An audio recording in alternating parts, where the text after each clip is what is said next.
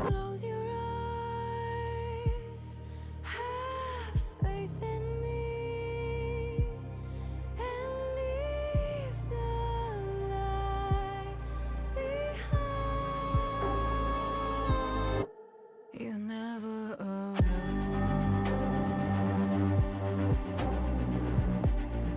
Whenever it's gone, let the shadows take hold.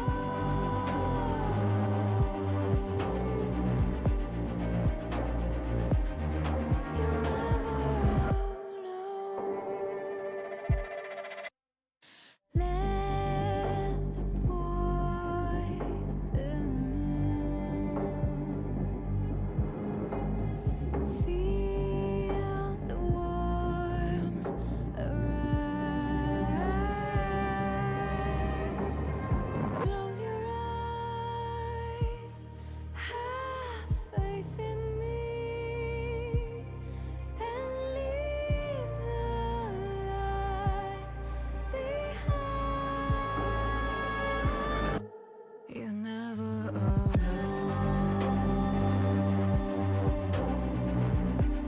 Whenever it's gone, let the shadows take hold.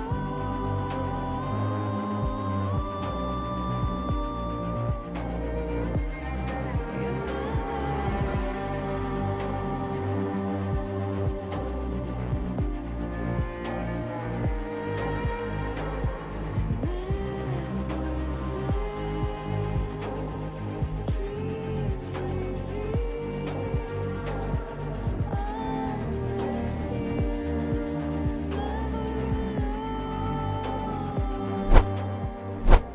Hello and welcome here, everyone. I'm a little bit loud for a Monday, but I have to be because we are underway with the Defenders League here with Aegis Esports, and I'm very excited to see what teams break out here as we enter into the middle of the season. My name is Orbital. With me is Karthik, and we will be your casters for this matchup between the winning Soulberts and Don't Gank Bot, which I have a feeling they may or may not follow their namesake. Karthik, how you doing today? Yeah, doing great. As you said, it is a Monday, but always excited to be here casting some great league. Aegis Defenders League always has some bangers every time we watch some matches, so excited to see more fiestas as we've seen in the past weeks. And honestly, this is going to be an interesting one, mainly because the winning Soulberts have yet to win a series. And for me, that signals one of two things. One, either they are, still trying to find their bearings and still trying to get things under control, or that they're finding their pattern, but they need to refine it a little bit more. They have been able to get a game win, but they are currently sitting at 1-4. Going up against Don't Gank Bot is honestly one of the better options that they could have here in the middle, because Don't Gank Bot are sitting at a 1-1 standing. Yeah, and it's still like pretty early into the league. You can't really tell which teams are good yet, unless you've like watched their matches and stuff. So we'll have to see the quality of the players today. Even if you're 0-2, you might have faced like the best teams in the league already, and you don't know it. While 1-1, and we're not sure which teams they picked up the wins against, which teams they picked up the losses against. So anything can happen. Week 3 is still those early days, and that's when you could see some really interesting gameplay and some weird characters and meta reads too. And that's kind of the fun part. Of course, the world's fully underway. We've seen our own levels of spice, and to me, that can mean a lot of things here. I know the patches have been coming out and hopefully coming out soon. I believe the patch drops this week or something like that. So it'll be really interesting to see what next week brings about. But I like the fact that you brought this up. We are at week 3 of 7 here in the regular season. We have 7 teams in each group. Right now, we're looking at the Targon division, but in this division you only need to reach top 4 to make it into the playoffs, so there is a lot of leeway in there. So I really like the fact that you pointed out it's week 3, you got plenty of time to refine, you have the opportunity. It's maybe a little bit later, week 5, week 6, where you really got to start to buckle down, but at the moment still, you don't want to be sitting at an 0-3 at the end of week 3 as well. So many things to think about. Karthik, my eyes there are on some fundamental champions that here in this ADL we have seen missing. I think Yone and Aurora have been 2 champions that you and I have been like, these are high priority in a lot of matches, and yet a lot of the teams that we've seen play haven't really dabbled in them. Yone quite a bit, but the Aurora has usually slipped through. Yeah, I think part of it is just it's a new character, so people aren't sure how they want to play it in comp. I do think we'll see the Yone today. Just looking at both the teams, both the mid laners have been spamming Yone, so I guess in that way we might not see it because it'll just get banned. But yeah, I'd love to see them leave it up. Maybe try and just swap it with the Aurora and take like Prio for Prio, like some of the pro teams have. You think it'll be left up? There's a reason I like to ask the questions. I'm usually really bad at predicting, but I would honestly hope that we don't see it. Either bans out, red side ban makes a lot of sense. At the same time, there are some other champions that, maybe look in the bot side, the Ashe. I've been seeing a lot of priority down there. Same with the Leona, same with the Nautilus, Rel just as much. But taking a look here, I do apologize. My nose is itchy as all heck. We got the... I still love that name so much. It is going to be the winning Soulberts over there on the blue side to start things off. And they are running Scruffy, Grant, quality player Soulbert, as well as C9 Incarnate, which I'm assuming is always a fun one to play for. Yeah, it's going to be an interesting team coming out, and they'll be facing against Don't Gank Bot. We'll see if the Soulbirds do end up ganking Bot or if they actually respect the name. But yeah, they got some great players there to talk about too. While we get into that team side, I do want to see some interesting picks that I've been seeing in Worlds. I know a lot of you guys have been watching it too. If Inspired can play Fiddlesticks and Nunu, like why can't we, right? So maybe Aquino here in the jungle could pull out some of those interesting picks. And yeah, with his teammates, will they let him support him? We've got Cute Sub Femboy, Gav in the mid lane, Fantasia, and PB Someone in the bot lane running it for them. This is going to be real interesting. As we were talking about, we're heavily underway with this draft phase, and you can already see those jungles are being targeted here. Kindred on the side of TWS, and then of course the Kog'Maw on the other side. I mean, with an icon like we see up there, Kog'Maw obviously has to be banned away. You can't let that one through. I get it, it's understandable. Don't gank bot saying you're gonna have to find a different hyper carry. Yeah, it's interesting to see these bans. I assume they're just pocket picks that they've scouted from the enemy teams. Definitely not like S tier characters just yet coming out, but things that we are on the lookout for is the Yone, the Aurora, and there we go. The Samurai is gone. Go ahead, take out the Yone. The other side was, of course, that Hui being a ruling mid laner right now, alongside I want to say the likes of the Syndra, like the Orianna, very utility heavy, can go full damage, can go for a little bit more, supportive actions. So at least for TWS, ensuring that two lanes are not going to get the benefit of the doubt. Taking a look here, I would assume there is going to be maybe a bot lane ban to come out here, trying to match that Kog'Maw, get a really nice lane matchup. And there it is, the Kalista to be branched out to, saying, no, you don't get that mobility in the bottom lane. Yeah, it's crazy that you actually see a Kalista ban. Usually things like, oh, you have to be like pro player level to have the mechanics to pilot the Kalista, but they're putting down the respect. They think they got a crazy Kalista player on the other side, so gonna see that banned away. And kind of just looking at what's open, right? The S tier junglers are generally all still up. We usually see those being picked up as they're okay with like being counter picked. So I want to see maybe like we'll see if a Skarner, Sejuani, Vi, something like that comes along. I mean, the Syndra, of course, being banned away, just ensuring that you tap on that mid lane, say no. Two bans, there is plenty, enough to shake things up. And of course, with the first pick, there's plenty to think about. Are you going to go for something like that bot lane? But no, you actually target that jungle, and it may not be that super S tier, but Skarner is pretty dang close to that S tier ranking, even has S in the name. Might as well lock it in first. Yeah, I think Skarner is just an amazing first pick, so I'm not surprised at all to see that come out here. There aren't really too many meta counter picks for it. It's just such a stable, solid tank that has some nice gank angles and is also strong in the early game. So always great to see that come out. Some things that match those similar stats are things like Sejuani and Vi, so we'll see if that gets locked up, but that's just another really powerful pick coming out now. And the fact that all the teams, both the teams are very active in trying to think about what they want to pick shows how deep they're trying to run in this draft as well. These picks, everyone's kind of mealing over them, ensuring that you get the right information and you are reading the opponent as well. We are not seeing, that 5-second lock-in or anything like that. With the Ashe, though, if you're going to lock it in, it does feel like a Nautilus or a Leona tends to follow suit in the support roles. So TWS, I'm sure, are looking at that. But going ahead and priming their mid lane for a really nice time, the Ahri is going to be picked.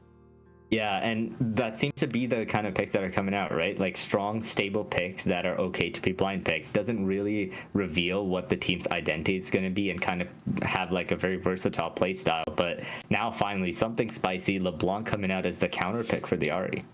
I like it. I like it. Honestly, LeBlanc makes a lot of sense. It can get onto the Ari pretty quickly. It tends to follow. It's more of a skill matchup in the mid lane.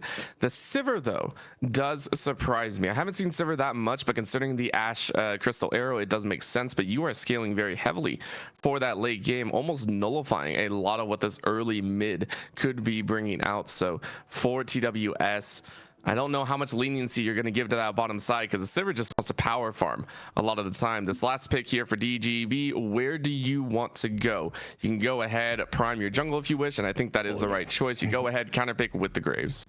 Yeah, I think if you have Ashe and Ari, you're going to have some good prio in the early game, most likely. So having the Graves that can actually take advantage of that prio, invade the enemy jungler, get in Scorner's face early is really good to see. And we also do have a little bit of an update. We do apologize. That is actually a Cassante, not a Callista ban. So that is my bad. It is a Cassante ban up there. So Makes targeting more the top side. So yeah, it makes a little bit more sense there. But I was super happy that I made a call out saying, hey, bot lane ban. No, not going to happen here. So now we're looking at that top lane. Once again, this is now technically the 3 bans of the top lane. The Camille, the Cassante, and the Aatrox. What else do you want to target? Most likely not supports, which I do kind of get already with the Sivir safety. GGB are like, okay, yeah, we kind of got to let that one through. If you wish to double target that top side, you could be looking at the likes of an Ornn, take away a little bit more tankiness, but, you know, we'll leave that up to the players themselves. Instead, it's targeting that bot side, taking away the Lulu, denying a hyper carry situation. Yeah, and a lot of the big engage supports are left up too. The only enchanters that we've really been seeing in the pro meta is like Lulu, Seraphine sometimes, but I think it's probably going to be something like the Leona, Rel, Nautilus, something like that coming out, and just solidifying the engage potential and not just having to rely on like hitting that Ashe ult to start the fight. Looking on the top side once again, it is that Gwen ban, so taking away a lot of hyper carries up there in the top side. DGB gonna have to roll down that list of, you know, provided top lane that they do want to use. The Braum here doesn't fully make sense to me. LeBlanc can get through the shields bypass quite easily. The Skarner's not going to be too worried. Really, you're just looking at that Sivir. So we'll see if it pans out here. Still not a bad lockdown though with the Ashe Braum. It is a tried and tested, very, very true bot lane combination if you want to run it.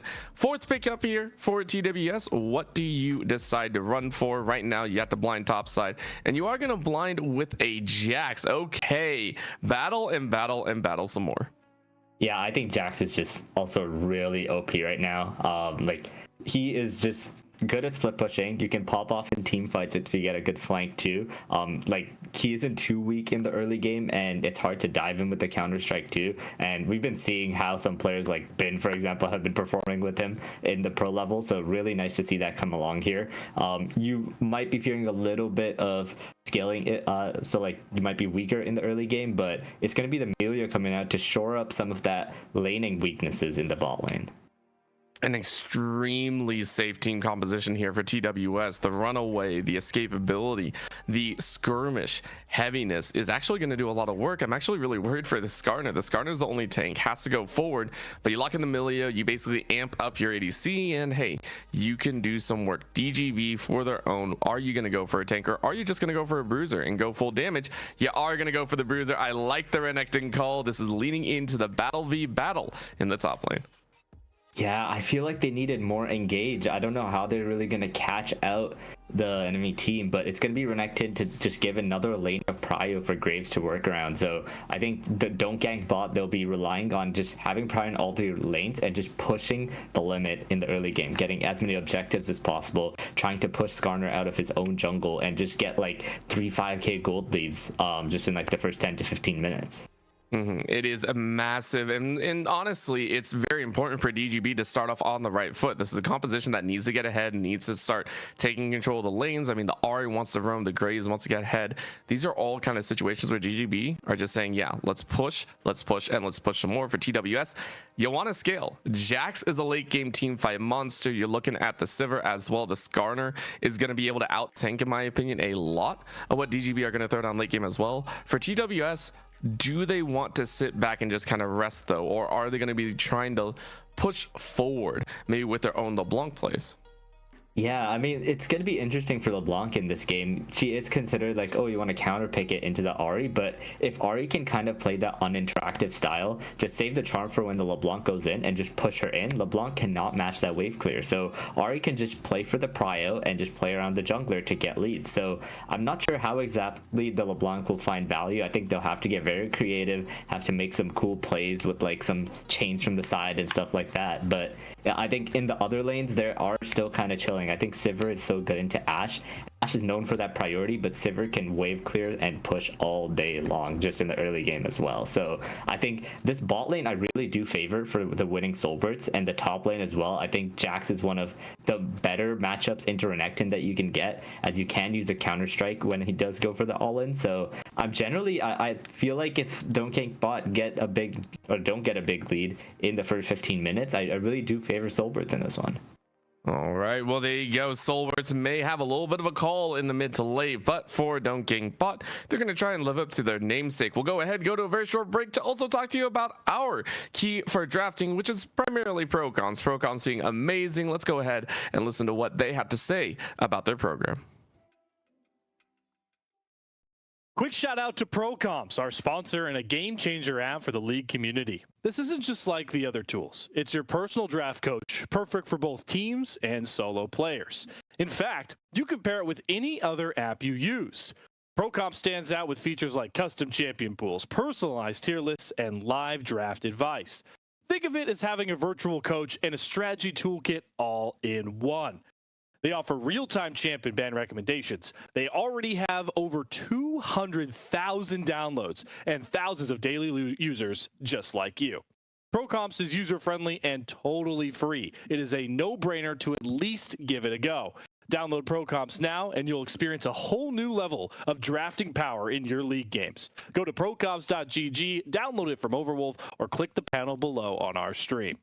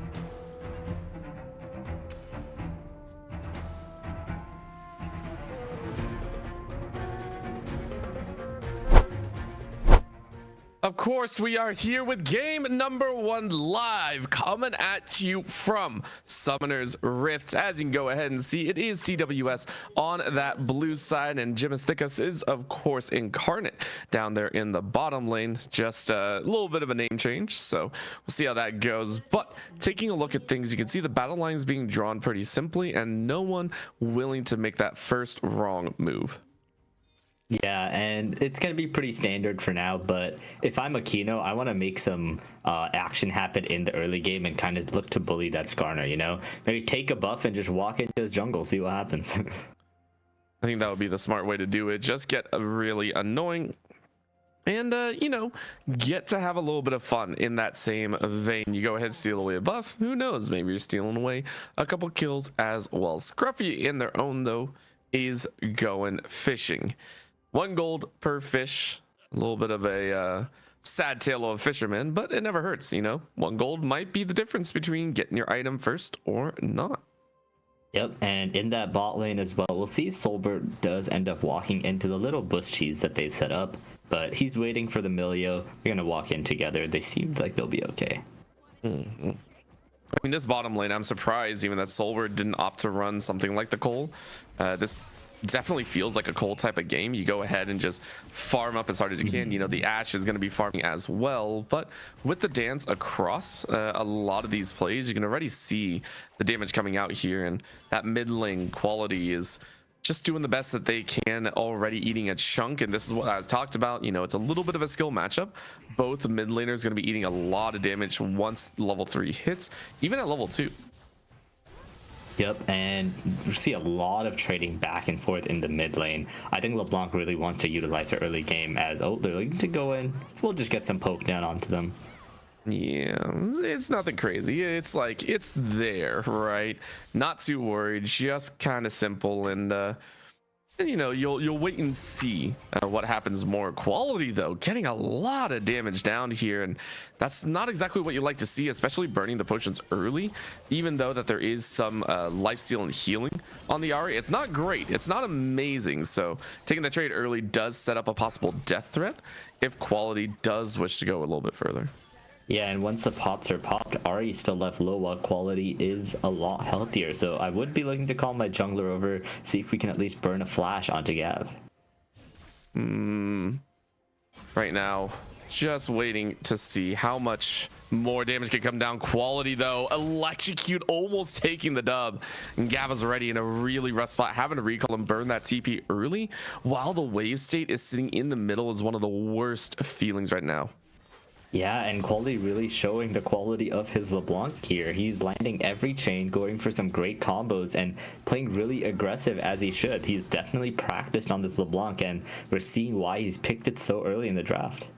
I mean, you're able to counter everything. It feels like if you play it well, you can draw a lot of those exchanges, get that electrocute proc down when you're in between charms. So you can see Akimo going ahead. Aquino just saying, okay, you got your kicks so far. Let me walk through mid. Let me ensure that you're not going to do anything crazy, and then we'll be just fine. It's actually going to be a double scuttle situation as well, as Soulbert getting a lot of damage here on the bottom side. That double scuttle, though, is actually going to feel pretty good at given the opportunity. Bot side, though, Fantasia getting a little bit low. Now a trade, now into the top side as we take a look at Kino. Getting got out here. Counter-Strike is able to land in a flash forward by the LeBlanc. Quality gets a quality first blood, and TWS starting things off strong. Yeah, greeting for that double scuttle. His laners didn't quite have prio, it's probably even, but you know, LeBlanc and Jax, they're just coming over to help out their boy Grant. They're ganging up on the person big. You dare take his grab, we'll take your life.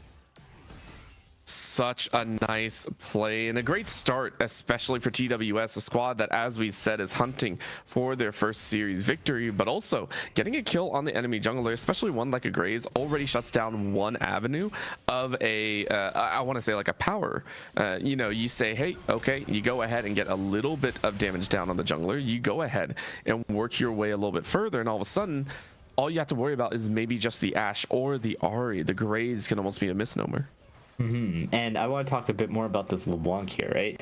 1-0, has TP advantage, and is already like 1.5 waves up. She's taken over the game so far, and once she gets her back, which she can almost do like a cheater as well, she has a blue buff that she's chilling with from the kill she got too. This lane is just going as well as it can so far. Of course, how much more can you get? Because Grant wants to make it happen. Misses the wall, though. That's actually a problem. Grant gets flashed underneath the tower, and you actually lose your life. So it felt good for a moment. And I'm not going to lie, it looked good. However, death still roams the battlefield. Yeah, I think it's still so good for them. Ahri does not have TP. She's going to miss out on that huge stacked wave. And this LeBlanc is just going to make it so that Ahri just cannot enter the lane with her at some point. Yeah, that is the other side of it. And honestly, you know what? I'll give that one to you, Karthik. It is very, very true. What's also true is this bot side Soulbert about to get 4 stacked and is stunned underneath. Now going to take a lot more damage. But do you wish to turn it around? Soulbert trying to throw the boomerangs, trying to get a little extra damage back. But unfortunately, it's actually Jimas Thickest who gets flashed on and is now in danger. You are now dead. Aquino now jumping on the bot side. Heals up, though. And now the tower is going to do a lot of damage in return, but no deaths to follow. So kill going back to DGB. Yeah, the Freljord bot lane making it happen as they use the stuns, they use the slows, and eventually turn on to Jimis and pick up the kill. But Soulbert will still be okay here. He's going to be able to pick up that CS. Honestly, you're okay with that one. It's yeah, you know, things could have gone a lot worse, but you're okay. Mid lane we're still going to be watching for as a 20 CS lead has built up for quality. We mentioned before that level, that ability to continue to push, and then Grant, of course, sacrificing their life for an extra buff. It's leading to that exchange that we might see the LeBlanc start to become a massive menace. But for what you're looking at, it looks like we actually got a pause now, as Soulbert has unfortunately had a little bit of a DC issue. Yeah, hope to get that resolved as soon as possible, but we got a little bit of a break here. You can see that gold lead is basically even. We're at 2-2. This game is going pretty evenly, which I think Soulbert's team is going to be a lot happier with than the others. You are just sitting there going, hey, you know what? We haven't lost lanes outright. We haven't lost anywhere excessively hard. Granted, DGB absolutely did not keep with their namesake. Ganked bot, Aquino got their second kill, and it's just like, dang, okay, we lost our support. But okay, well, to be honest, the name kind of works like telling the enemy team not to gank bot, so Grant kept his word. all right, I can see that. I do agree. The game is pretty even right now. My main question, of course, for me is when are they going to go for Dragon? This is an Infernal Drag to start, which it's not great as a single, but it's better than some of the others out there.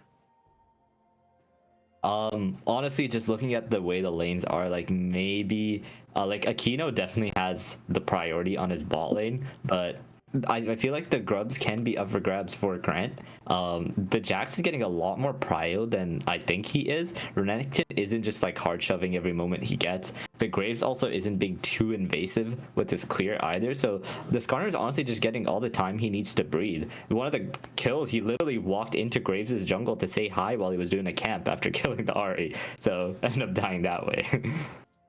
Hello and goodbye. Just as quickly, everyone says, all right, that's probably not what I wanted to do. But at the moment, it looks like we are still in this pause, and I think we're trying to get information. I believe they're on their way back, but we can go ahead and discuss this a little bit further. I want to pause it to you. What do we need to see DGB do to start to take control of this game? As we mentioned, it's fairly even, nothing out of the ordinary. No one's gone a little bit over the edge in terms of aggression. What do we need to see DGB do if they want to make sure their composition is going to be able to scale into that mid game neatly? Yeah, I think the best way is to utilize the advantage that Aquino has been able to build up. He's got a decent CS lead, he's got 2 kills into his name, and he's just coming out with 3 components right away. So I think personally, he's going to have to be the one that leads the charge here. He needs to go straight into the enemy jungle, take control of all the objectives, and kind of utilize his gold lead to help the rest of his team as well. All right. Well, with that in mind, let's see if DGB can think about that same thing. We are going to go to a short break because we want to make sure that this technical delay will not last any longer. Please don't go anywhere. The ADL will continue with game number 1 here in just a bit.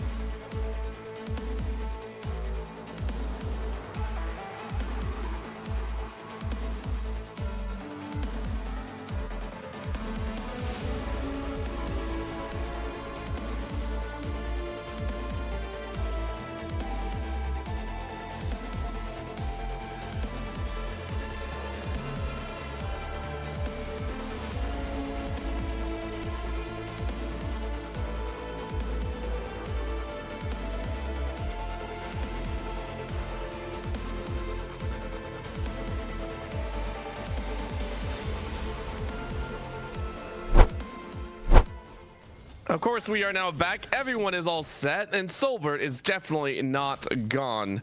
We go ahead and take a look down there, and they are very much alive, so no big worries. But of course, we talked about this a little bit. Early game, we are still waiting to see if the likes of DGB are going to be forcing their way into an early game lead. And if they do, they need to start rotating, their jungler into position. They need to start taking control. Will it happen is a whole other question. Yeah, Grant has already gotten 3 grubs for himself, and there hasn't been a reply of a dragon from Graves yet, so I do want to see him get a little bit more on top of that objective game. He's been busy, getting some kills in the lanes, but gotta get the objectives, gotta get your early game contest for your team too. Yep, just try and line yourself up with a very appropriate kind of situation. Right now, an Impale misses on the top lane, though. Honestly, I wasn't sure about this gank either, and honestly now Femboy is actually able to fight back. However, that's going to be the LeBlanc, the big carry. Quality said it's another quality play, and Grant gets a kill for himself.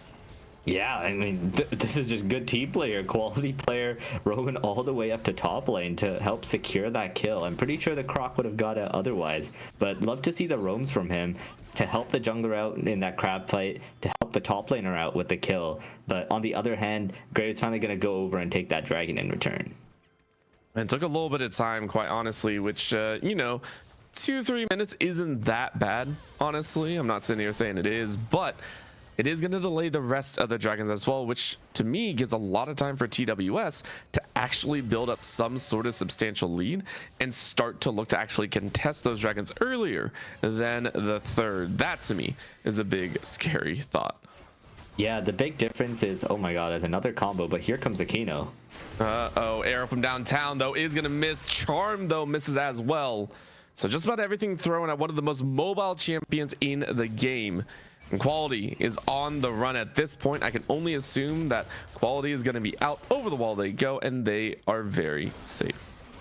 Yeah, that LeBlanc is so slippery and difficult to catch, but it's pretty good that they got Fantasia's ult as well, because now it's just like you don't really have too big of an angle to just kind of snap engage onto the enemy bot lane. Even with that, they have Sivir with the spell shield. She has cleanse, and if you manage to hit her with all of that, Milio can just ult her out too. It's just like, well, dang, all right, that's how we're gonna play it. Cool. Right now a gank on the bottom side though, as Grant gets a fantastic pin against the wall, leaving Fantasia completely alone, and the Impale brings the Braum back just as easily. Someone is now known as the wall. The Braum wall is actually gonna do work. Never mind, someone is definitely the one. Great kill, able to work that magic with the tower. Grant will still get the return. However, it was a well played moment, someone making the best out of a bad situation. Yeah, Grant coming out of nowhere, not once but twice there. Just beautiful gank from behind onto that bot lane, and then also finishing up the kill onto the Braum when he was caught window shopping too. And suddenly this Skarner is a big deal. He's got his heart steal, and he's going to be chunky. This is just, I mean, Grant has to be so happy about how this early game has gone. Yes, you already can see that you're behind in the itemization and the camp exchanges, but you've helped the lanes out so much. Everything feels like it is currently going your way. I mean, if you keep ganking like this and you keep being successful, honestly, it doesn't matter if the CS is down or if your camps are down, you're still applying that pressure. Yeah, and look at that. Skarner actually having the prio to get the next set of grubs as well. That's 6 grubs for them as Quality. Quality trying to do a little bit of a tower dive. We assume that the ultimate trades is gonna be pretty interesting to watch for. Gav, of course, in their own having to burn one that is a much higher cooldown. Quality though waiting for the cooldowns of their own, as that's a hard steal stack and then some. Pinch against the wall. Chain misses, so Aquino may be able to get out, but no, you flash, you still die. Grant is now on a killing spree, and Gav can do literally nothing but a flash in with the distortion. Quality picks up a second. Such great outplays. The Graves ult crucially missing, making the big difference in that fight too, as now Grant and Quality are so extremely fed. And here's the scariest thing, they're the battery. Remember this, whenever you talk about mids and jungles together, being a battery means you are the stars. You are the reason why a composition can get off the ground. A fed Skarner and LeBlanc means a roaming Skarner and LeBlanc. Yeah, and they're going to be able to just do so much work now. Graves kind of cannot bully Skarner anymore at this point, so he's kind of just going to have to farm up for some more items, as Soulbert here should be able to once again get out. This bot lane is just so extremely safe that, like, yeah, Ashe can try her best to poke, to harass, but she's not really going to get anything against them. I am honestly, Fantasia is just doing what they can. And again, with the bottom lanes, I always assume you're not really looking to hard win the spot side. You see the Milio, you see the Sivir, extremely safe. Like, this is a lane matchup that is not primed for anything but farm and just get to your power breakpoints. We can already see the Essence Reaver being built in for Soulbert, 1-1-1, keeping up in the CS department. So that should all help translate to a dragon fight, as you can already see the pings, the vision for DGB is there, but the power may or may not be. Yeah, we'll see if they do end up going for it. The Sivir does have that one item spike, but in general, the Sivir generally needs like 3 to 4 items to be a really useful character. Ashe will definitely be stronger than her in this fight, but we'll see if that's enough to make a difference, as the Skarner and LeBlanc are so strong. Here they go. Oh, in a 2v3 situation, though, it's a whole lot more dangerous as Quality gets stunned up. That's the way to break down a LeBlanc. You just CC them to death, and it is done. Grant running the opposite direction as the rest of the team, meaning it's a 1v5. Impale is able to grab 3, but it only delays the inevitable. In comes Scruffy with a jump and a slam. The counter-strike grabs 3, but where's the damage? There comes Boomerang across all 3. Cute Sub trying to jump into the mix, but I'm not sure it's really going to work, as another Boomerang lands, but Soulbert has to run for their life. Jimus is not going to be able to save anyone, as the Milio is next on the chopping block, and DGB call out TWS and say, you don't get a gank. I said, oh, Quadra for Cute Sub. Yeah, and DGB flexing their muscles. Not only does he get the quadra kill, but I'm more impressed of him roaming earlier than Scruffy here, getting there to help get the kill onto the LeBlanc and really set up that fight win for the team. And now the Croc has 4 kills and get back into dominating ways into that top lane matchup.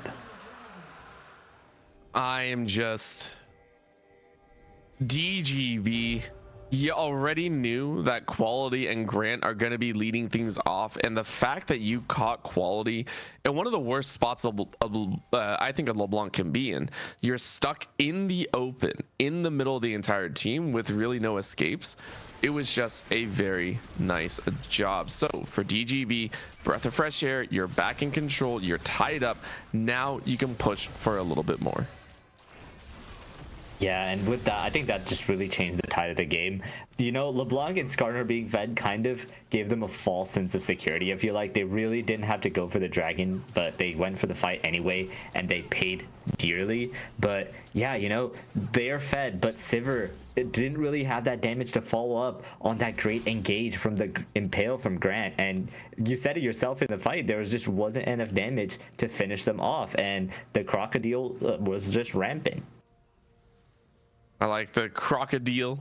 The deal with Cute Sub is such a dangerous mark, but right now this is a hard jump in. No flash is available. Ultimate is ready to go as you ascend, but the Impale is just too good. Dominus no more, as that is going to be a kill. Now on the bot side, we're seeing another, as this is just CC chain after CC chain. Jimus can go nowhere, and a follow through on the Ashe, or on the Sivir as well, means it's a 2-for-0 in the bottom lane. Yeah, and 2 kills there are like, that's good, but that was a 500 gold bounty I think I saw on the Renekton, so it's kind of just evened up, even if it is the 1-for-2. But on top of that, look at that time Scruffy's getting by himself, solo local gold on the tower. That is huge for him. Going against the Renekton, getting that gold into Jax is just impossibly hard to do if he's like getting to that 1 or 2 item breakpoints before you. Honestly, right now with the mid lane broken though, DGB starting to find their own wings, staying away from some more powerful members, ensuring that you get to try and force your way through a couple extra pieces. It's going to be 2 towers to 2 at the end of the day, so everyone getting a piece of that pie. And now we're going to see the lane rotations because Hextech is on the board. The gates are available, meaning transportation is going to be so much faster. Yep, it's progress day on the Rift. Yeah, I was watching Arcane recently. Yeah, as you're gonna see, Sivir pushing out that bot lane here. Hopefully not gonna get caught out or anything like the last time. Yeah, I mean, Soulbert for their own has a 10 to, you know, I want to say 10. It's closer to like a wave and a half. So, you know, it's close to a CS lead, but you are down in the hole. 2 deaths feels so bad. Grant for their own, though, still 4-2 and 4, trying to farm those Heartsteel stacks, now up to 119. And honestly, you're not even worried. That's going to be a jump in, as that's just a jump and a counter-strike. Scruffy says, yo, you picked the wrong fight. Cute sub in the dominant says, I can't do anything else. Grant's building tank, right? Yeah, that's Heartsteel. Yeah, why did he just do half of Graves' health super easily there? That was, Yeah, it's tough to be a Kino in this game. You know, just not enjoying this one at all. And it's going to be a dangerous spot because if you can't get control of that jungle aspect, Aquino's the one of the most fed members of this game for DGB. Arrow from downtown, though, is going to land. Gav, I'm not sure, is able to follow up, though, as long as Jimis is there with a lot of the shielding and the healing. Yeah, and we need arrows like that to land when there's actual follow-up. That's why Ashe is being picked as a high priority in these pro metas. We need these kinds of arrows to land to set up plays, to set up gold leads, because Ashe doesn't scale super well, but Sivir will definitely outscale her too. So currently we're looking at the DGB's actually at a loss of a gold lead right now, while I really would have liked them to be a few K gold ahead at least. Get up in a little bit more gold, get into a little bit more proactive territory, start taking over the Rift as well. I think these are all excellent pieces to ask for. Will they be able to pull it off is a whole different question, right? You see the wards going down here, just trying to encroach on TWS's side, but whenever quality is allowed to just jump in, pull these chains out, it's not a good time. That was a single rotation and Aquino has to recall. Yeah, I mean, Aquino didn't even do anything wrong. The man walked in with his team. He let the Braum go first, but Quality just dashes past him and just hurts him instead. Man, I'm just... Honestly, Quality 2-1 and 4 had a little bit of a rough fight there towards the Dragon. I think it's still looking fantastic. 50 CS up, and Grant doing the exact same, looking for those Heartsteel stacks. Gets another stone is ready to go, by the way. Impales on 2, no one else really around, though, as this is a very dangerous fight. Grant, though, drawing the glacial fissure, is still going to fight. Quality jumps in, and Aquino and Fantasia launch their ults the wrong way. That is going to be death and destruction as Soulbert picks up the enemy ADC. Grant is still holding off Cute Sub and Gav. This Garner is so dang tanky, even takes a tower shot and draws the Renekton in. It's a handbag sale as Cute Sub has to run away, but it's a dub for TWS. Yes, he only got 1 kill. The fact that it was that scattered, though, it feels like they should have lost some. Yeah, it's just... Garner is just so crazy in this game. Getting those extra stacks earlier too means he's so tanky for this team fight. And oh my god, like the guy has what? Like his health isn't like 3Ks like before 20 minutes even hit. This guy is gonna be impossible for them to deal with until some armor pen or something like that is being picked up. But it'll take a while before that's even built. It's just the Graves itself just. It farms so well, by the way. That 50 CS lead by Quality is being matched on the other side by Aquino, and yet we are seeing just nothing. It feels like, I mean, not nothing. You're 3-3-1, but it just feels like there's not enough moving in your own direction right now. 20.5 minutes. Baron is on the field to play for, and honestly, I would assume that's going to be next on the chopping block. TWS, they already have their sights set. You can go ahead, collapse on Cute Sub. If you find that catch as a 5v4, Quality can get the 1v1. It's even better, of course, with the chain missing. You're not going to get that much. Cute Sub having to run away. The Eclipse has been procced. The PB, someone saying, I want a piece of this as well. Good body block coming in as Jimis is going to try and run away. However, that 3 seconds is going to be wild. The follow is going to be perfect. You go ahead and light the fire, but Jimis is snuffed out so quickly. Grant now being slowed and then some, flashing away from the glacial fissure. You are able to chase. Now, Soulbert ready to go with the boomerang. You're only 2 items in, so really not that powerful Sivir that we sometimes see. But you drew the dominance as well. So DGB committing a little bit towards that kill. Yeah, honestly, it's another overstep by the team, right? Just like we saw in that dragon fight, they're pushing up so much when their win condition is so easy. They just gotta chill and scale as Gav forcing to burn the ulti once again. And that's gonna hurt. Remember, rank 2 LeBlanc ultimate, much lower cooldown, vastly lower than the Spirit Rush. Even with the Malignance, it's just it's not gonna be up in time. So for Gav, every time you burn that ult early, you're in a little bit of a hole. Dragon up in about 3 minutes though, so plenty of time to play for more. If you wish to farm up, if you wish to try and get yourselves on good legs, both TWS and DGB thinking the same. Yeah, and for TWS especially, like you want your Sivir and Jax to just pick up wave after wave and kind of just chill. And Quality's completely okay matching Gav in that side lane as well. So it just, the game plan just looks so easy to execute, looks so good for them moving forward. While on the side of DGB, they gotta do something. I feel like that they look for like an Ashe ult on the side lane, look for a flank from the Renekton or something, or I think this game is gonna get out of hand. I mean, this conservative action from DGB is going to be their death. If they do not get something off the ground, like you said, it's going to feel impossible to pull anything off. Not just an Ashe arrow, you have to layer the CC perfectly, which means everyone else is in the right position. Essentially, group up. We want to see DGB start looking to make those group plays. If not, every single time you're going to have this situation occur. Gav, once again, losing the Spirit Rush off cooldown. Yeah, and it's weird, like TWS is being the proactive ones throughout the whole game, while DGB is the one who needs to take charge here. So I really want to see them try and look for some plays sometime soon. But look at this, Quality is being so proactive, looking for great chunks onto Gav every chance he gets. Well, Soulbert, for their own, is actually caught a little bit out of position, but of course with Grant in the enemy side jungle, you are more than safe. Grant actually wants to try and fight this, only impales one. With the TP coming in, PP, someone has to run away, does have flash to get away if need be. Glacial Fissure is going to be used, so Scruffy isn't going to follow. Arrow does land on Soulbert though, and that's going to be the cleanse, but over the wall goes Quality as they join the fight once again. It's a 5v4 now after losing Fantasia. Fantasia didn't even have time to pull up the barrier. Yeah, great play there. The flank from Quality to finally pick up the kill. That means one tower is going down. The second tower is on the way as Gav has to ult defensively once again. You have yet to see true aggression come out from DGB. They found opportunities that almost catch on Soulbert. That was a collapse in from DGB. And yet TWS, they have so far controlled the pace of the game. We are net even in terms of kills, and yet the rest of the stats lean so heavily in their favor. This next dragon is all but theirs. It's going to be contested though. DGB trying to set up.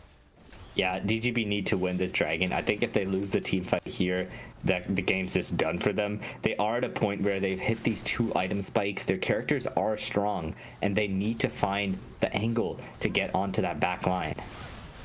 Ooh.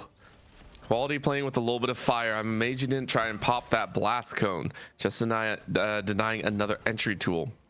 Dragon now up though, with DGB currently being routed and corralled towards the blue buff. I really don't think this is going their way. Instead, they're gonna send Fantasia off to the side, get started farming again, and try and get a little extra gold back.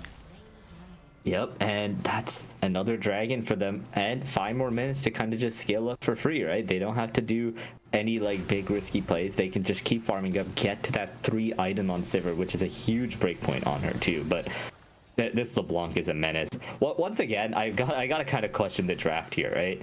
When you see the LeBlanc being picked so early on the other side, and then you pick characters like Graves and Braum, it's just impossible to lock this LeBlanc down. I feel like the game is just so hard to play for them from the beginning. Honestly, I can agree with that one. We're just waiting to see what else can happen. DGB kind of running around just doing the general paperwork, which is take away wards, clear the camps, make sure the lanes are in a good spot. It's so calm, which to us on the desk also said at the beginning, we don't want to see this. We want to see a little bit of fight coming out of both sides. Yeah, we want to see blood. We want to see blood. Of course, with Dragon up in about 4 minutes, it is a far cry off. For DGB though, they are looking at a possible Baron or a Baron attempt from the other side. You can see the wards going down, heavy ward investment from TWS. So DGB has to be aware that this could easily be taken away. They are trying something. They've got the Ahri in the top lane now. Maybe that means they're going to look for a play onto the Jax, but Scruffy is just going to be taking the back and going to be looking to match the Renekton or something. Yeah, opportunities may slowly present themselves. DGB, they just need to pick up one of those chances. Problem is, I don't think a chance is going to fall into your lap.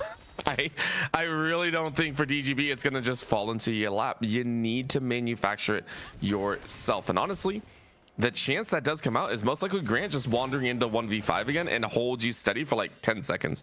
It's the worst possible feeling, as now we're going to see a different situation. It won't be a chance for DGB. It might be a chance for TWS, as they were sitting on top of a ward. TWS go ahead and get a decent amount of damage. Grant stacking up at 301 by now. Quality, though, flashing away from the arrow. That was a very dangerous flank option. Gav trying to chase in, gets a charm onto someone else other than Quality, but there's the impale once again. Grant stunned out, so no one else is really able to follow up, and Soulbert is nowhere in sight. However, even in a 4v5, TWS come out the victors in HP. Yeah, I think you're just too behind at this point. The Ahri lands a charm onto the Milio, but still can't really do anything from it. The Jimis is just chilling, as now they've pushed out the enemy team. They're going to start up that Baron, but the Hex Gates are here, so I want to see a contest. Maybe they can try and pick them off while they're doing it. I mean, they're going to try and look at it. However, they're more looking at the solo player in the top side. Quality was able to divert attention for a great amount of time, assured Aquino that they weren't able to come in. However, they will pay with their life. Quality lashing away once, gets picked up by the Foxfires, and it is going to be that death. Quality will give their life for the Baron. Yep, so they do get the consolation prize onto LeBlanc, but that's going to be 4 Baron buffs charging down Summoner's Rift here. And you got some decent split pushers as well. Jax can make such good use of it, and Ahri can or LeBlanc can as well. If they just get one little opportunity to touch a tower with 6 grubs, that tower is just going to be evaporated. It's going to be one of those moments where you go, hey, we lost a tower. No big. Oh, we lost everything. Oh, that is absolutely bad. It's a situation that they do not want to be in. Of course, another fighting chance is coming around here. DGB recognize that they need to start hitting that level 15, level 16, as Dragon is on the tables here. Minute left on that one. Aquino, though, getting impaled and being drawn back in. TP being utilized. Someone in Aquino do have a chance to run away, but Glacial Fissure will slow down the opponents and divert attention this time for TWS into the mid lane. Grant over the wall is ensuring Soulbert is going to be safe. Quality tries to throw out a little bit more of a chain, and the Q going ahead and breaking that sigil, but the inhibitor tower falls just as quickly, and next is going to be the inhibitor. Yeah, they're making such good use of that Baron, taking tower down after tower, and the only thing standing outside that enemy base is that top inner, so they're gonna be looking for that next, but Dragon is coming up soon, so I like how calculated they are. They're gonna take their backs, they're gonna go together and make sure to get onto Soul Point. At this point, I think the question rears its head once again, and it's an ugly one, Karthik. What are DGB going to do?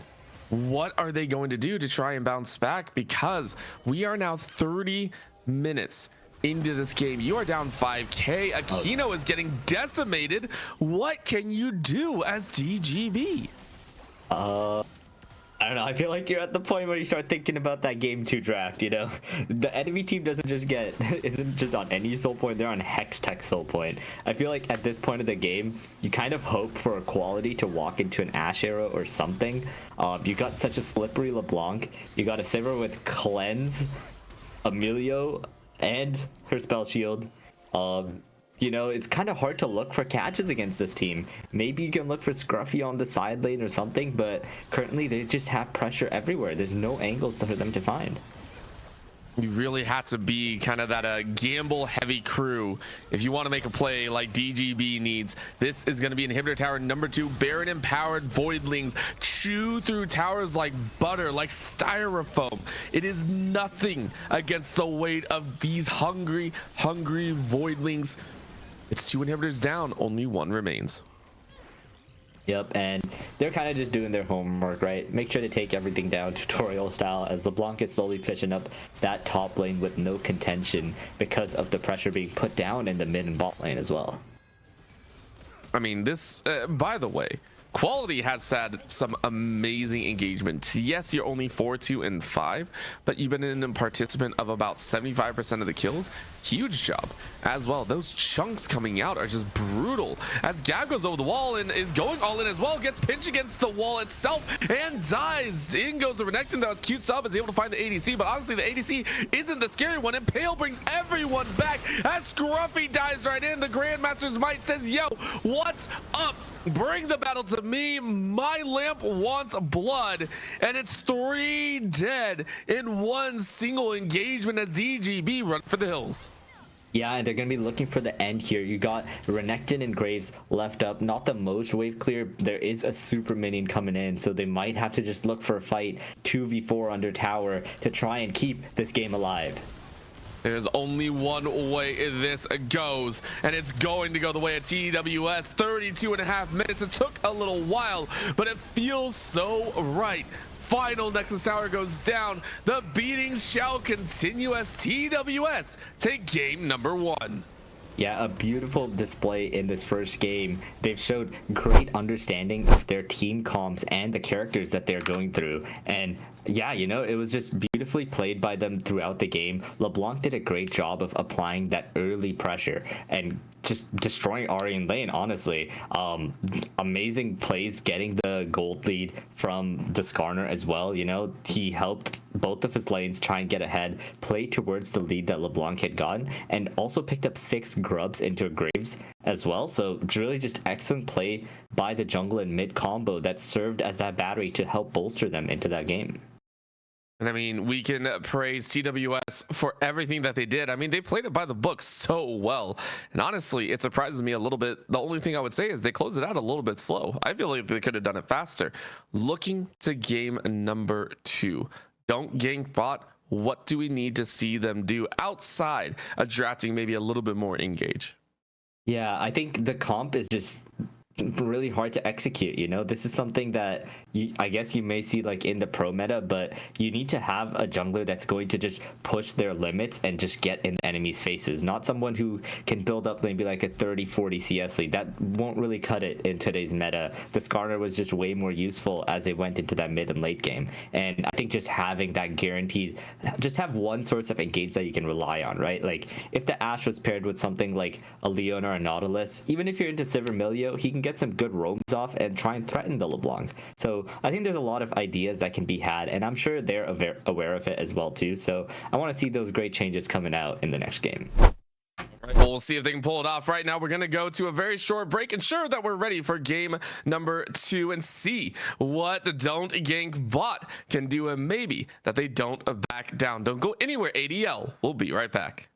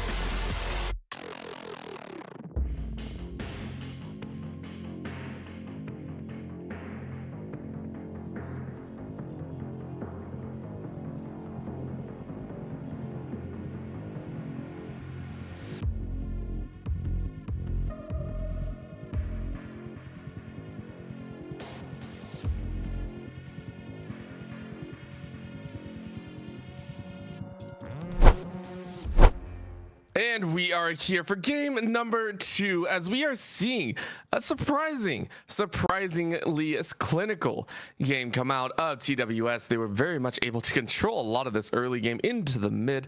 And honestly, it came off of that mid lane and jungle play. Grant and Quality really shaking things up on the LeBlanc and Skarner.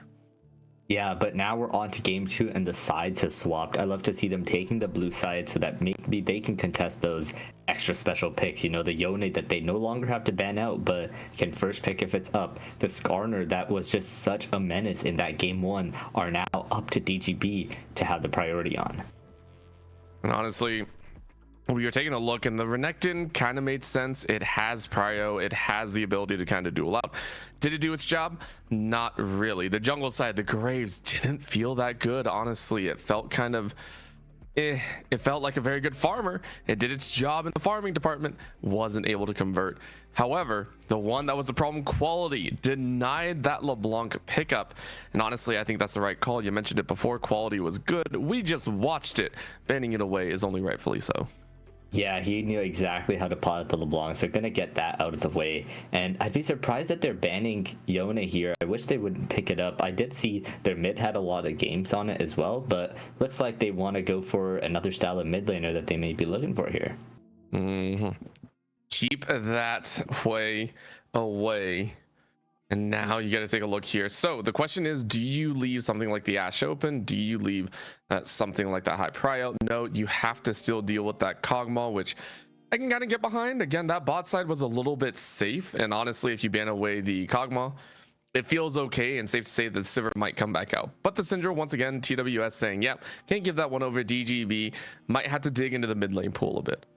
Yeah, Skarner is up. We'll see if DGB end up taking this or they're gonna give it back to that Skarner pro who piloted super well last game. I really would like to see them take it up here.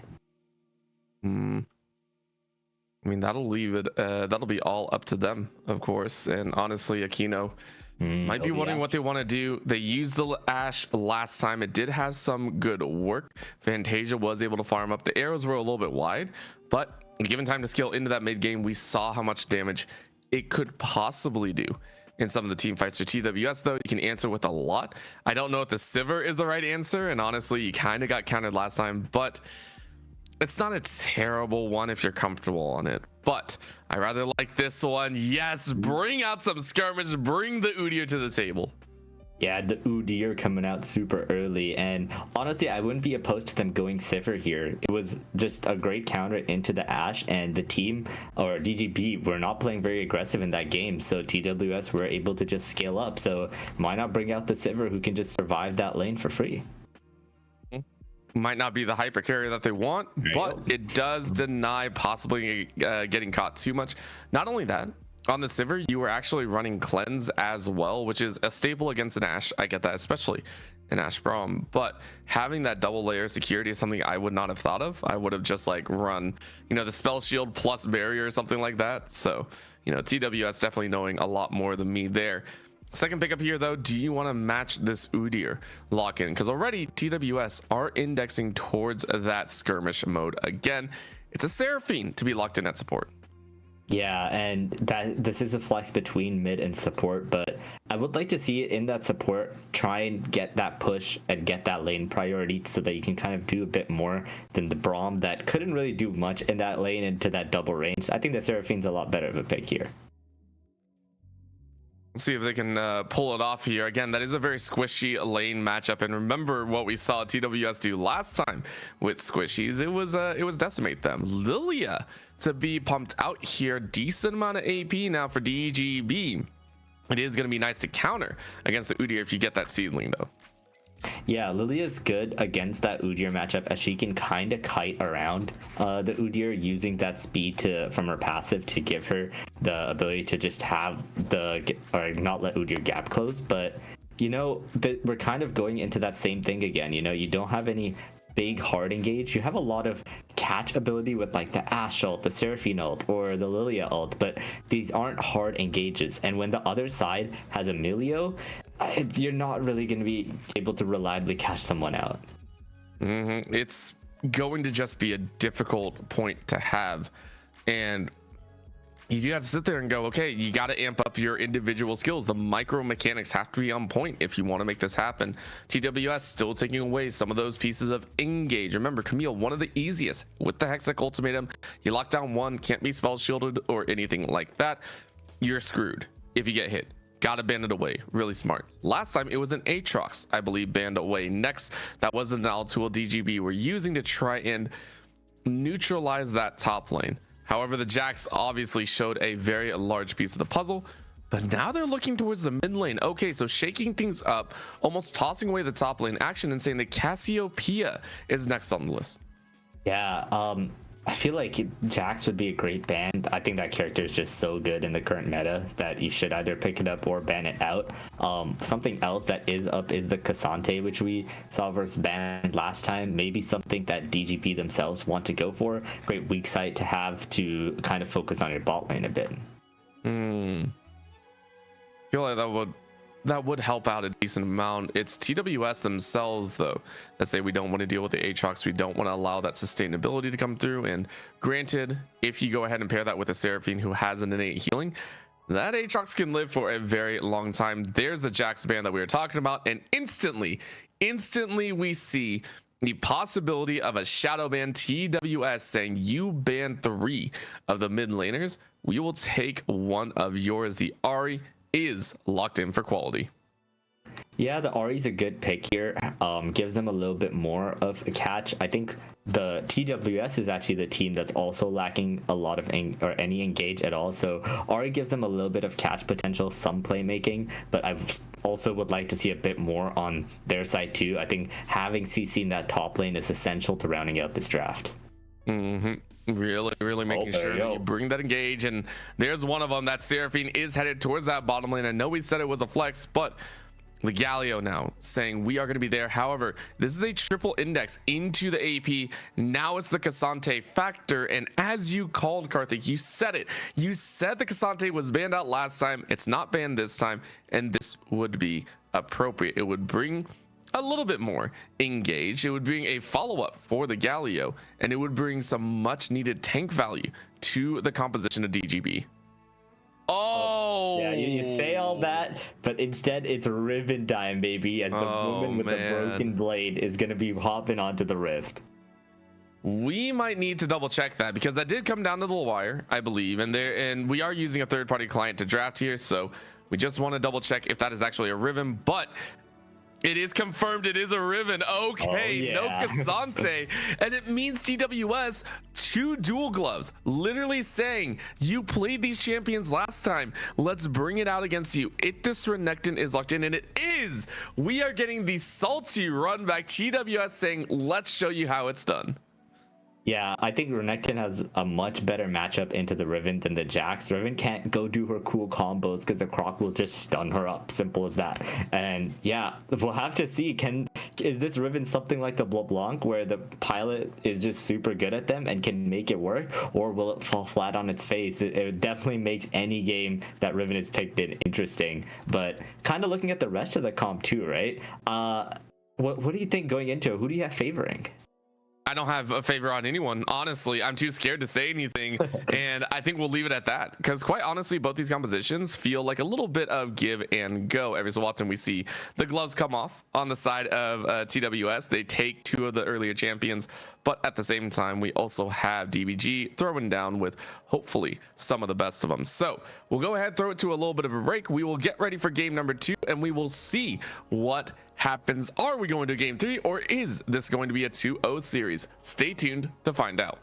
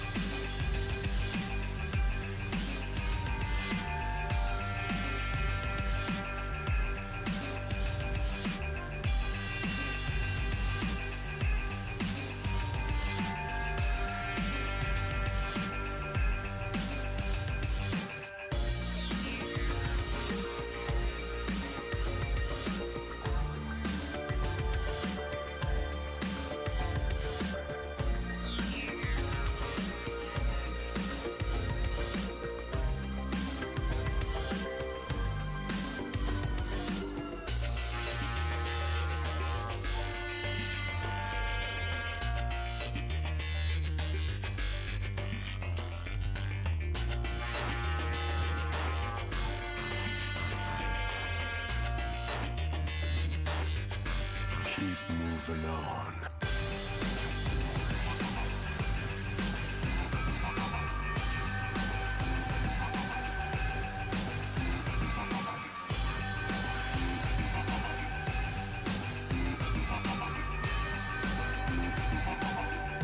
Keep moving on.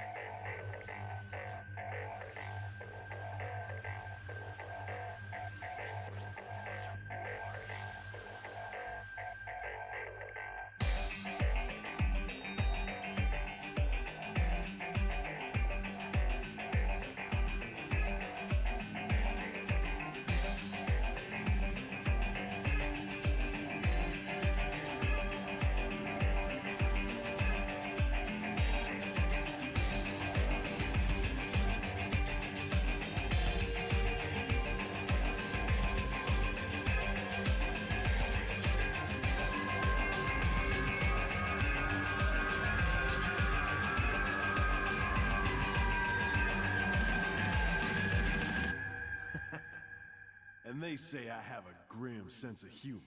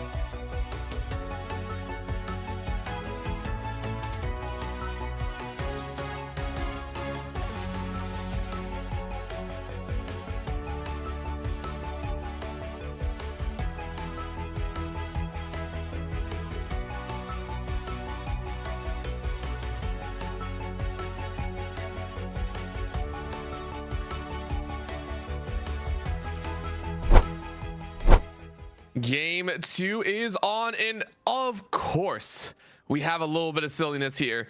We thought it was a Renekton topside. We got baited. We absolutely saw it locked in, but it was a Wukong.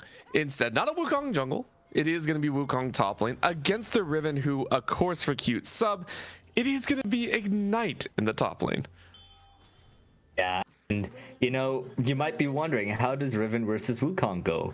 Well, as with most Riven matchups, it depends on the skill of the Riven. So, skill matchup in that top lane, Riven has the Ignite to help her out, but whenever Riven's in the game, I expect both junglers to be keeping an eye on that, seeing if they can make any difference in such a volatile matchup, as two junglers having some fun there. Gotta respect it. Listen, junglers have no fear. They do not care what happens. They say, we do what we do. Mainly for me, it's this mid lane. The Ahri, of course, being locked in and then challenged by the Galio. Quality was able to shut down the likes of the Ahri last time and was able to become a really big playmaker for the rest of the team.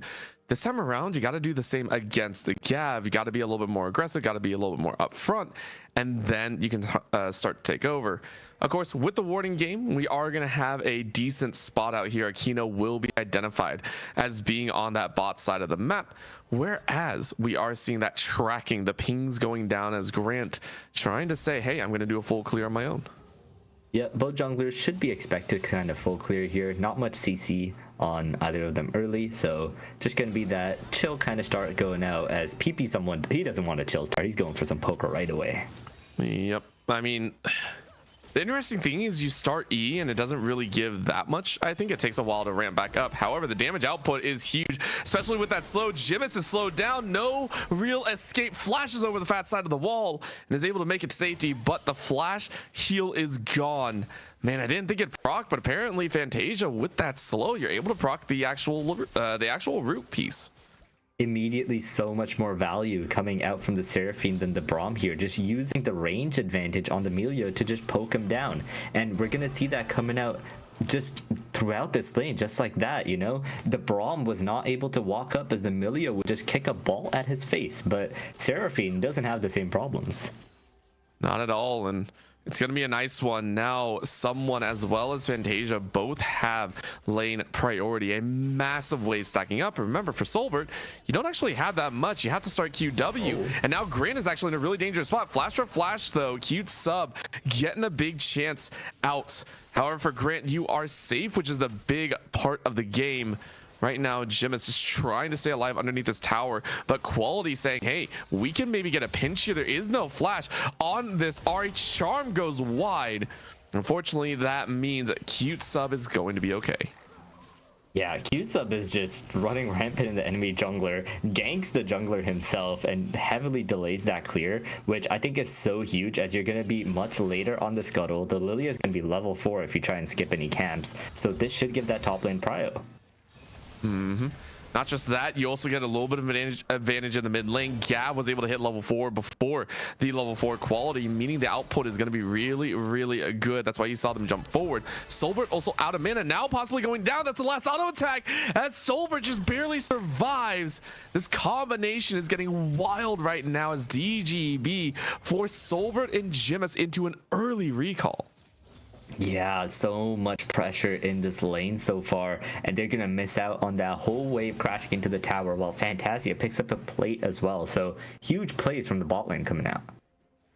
And honestly, I'm just sitting there going, dang, what happened here? Gav as well, getting charmed underneath the tower. It's 2 tower shots, actually. So it's so dangerous. Gav didn't realize how close it was going to be, but able to walk away with their life is wild.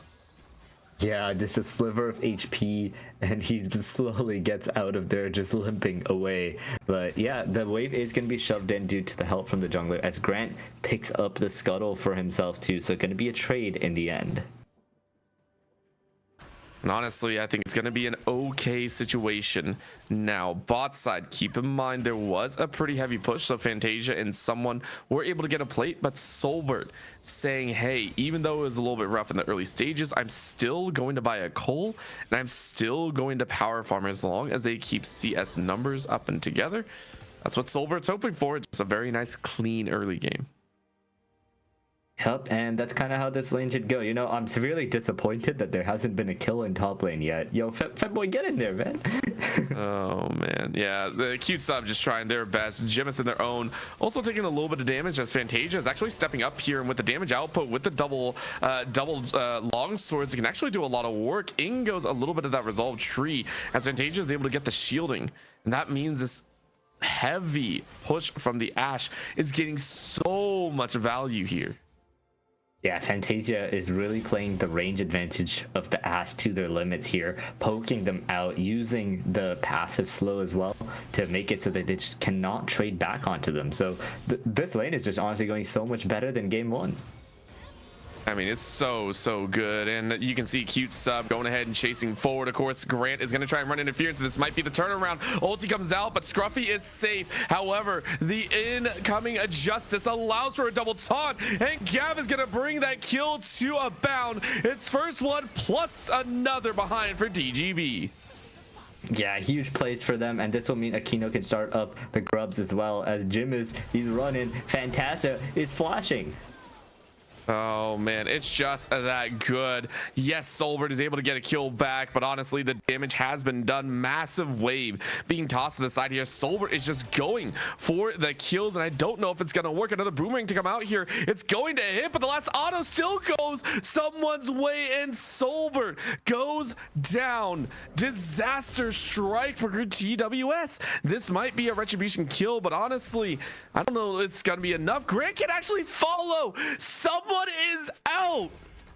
Oh my god, insane plays coming out from the support 2-0 Seraphine here, as that was an interesting dive in that bot lane, but it ends up, I guess, working out for them. 2 for 1. They end up losing wave once again, so now Ashe is going to be coming back to a 15 CS lead as well. What a turnaround here. We mentioned that they need some form of engage. And honestly, DGB are forcing the issue themselves. They are ensuring that they get individual lane leads for a majority share. You know, top and bot are doing very well. Quality, yes, you're up in CS by about 12, so about a wave. Honestly, you're not too worried. Gav doesn't actually want to look at getting kills or anything like that. You just roam as a Galio. That's why you went the Merc Treads. Yeah, and he did provide that value in the top lane. Femboy, he was gonna die. He was not gonna get the kill onto Scruffy, but you know, the Galio soars in from above and helps him get the kill and picks up one for himself too. This is just, I honestly, DGB make this look pretty close. Granted, some other things can go down here like this one. However, flash into the bush means a 1-for-1. Honestly, it was a pretty micro intensive fight, but cute sub able to trade 1-for-1 means you get your Eclipse early. The plays coming out as the volatile matchup is proven its worth here. You know, that's kind of just how Riven lanes go. If she played that a little bit worse, she just loses. If he plays it a little bit better, maybe he gets a 1-for-0. As the Ashe ult, fantastic, going in 1v2. Oh man, I don't know what Jimmy's was thinking, but they're able to live ever so slightly. It's still so scary though. That's now the second or third time that we've seen Jimmy just walk up and not respect the Ashe. Yeah, but he pulled a Gav and got out with 1 HP, so I guess he's chilling, as I don't know if quality player will be. No, I mean, Quality actually realizes that they're not going to get jungle help here. Doesn't want to burn the Spirit Rush, but it's a dive on the bot side. In goes the Encore. It tags up Jimmy's, and Jimmy's is trying to flash underneath the tower. Soulbert is looking for one more auto, but doesn't get it. Turret actually executes Fantasia. Mid lane, we're seeing a battle, as that's going to be Gav to take the kill on Grant, thanks to a very nice taunt. But danger is abound everywhere, as TWS are getting pressured on all fronts. Yeah, the Riven is mid. Fights are happening everywhere we look, but in the end, it is just gonna be Grant going down, kill being picked up by DGB.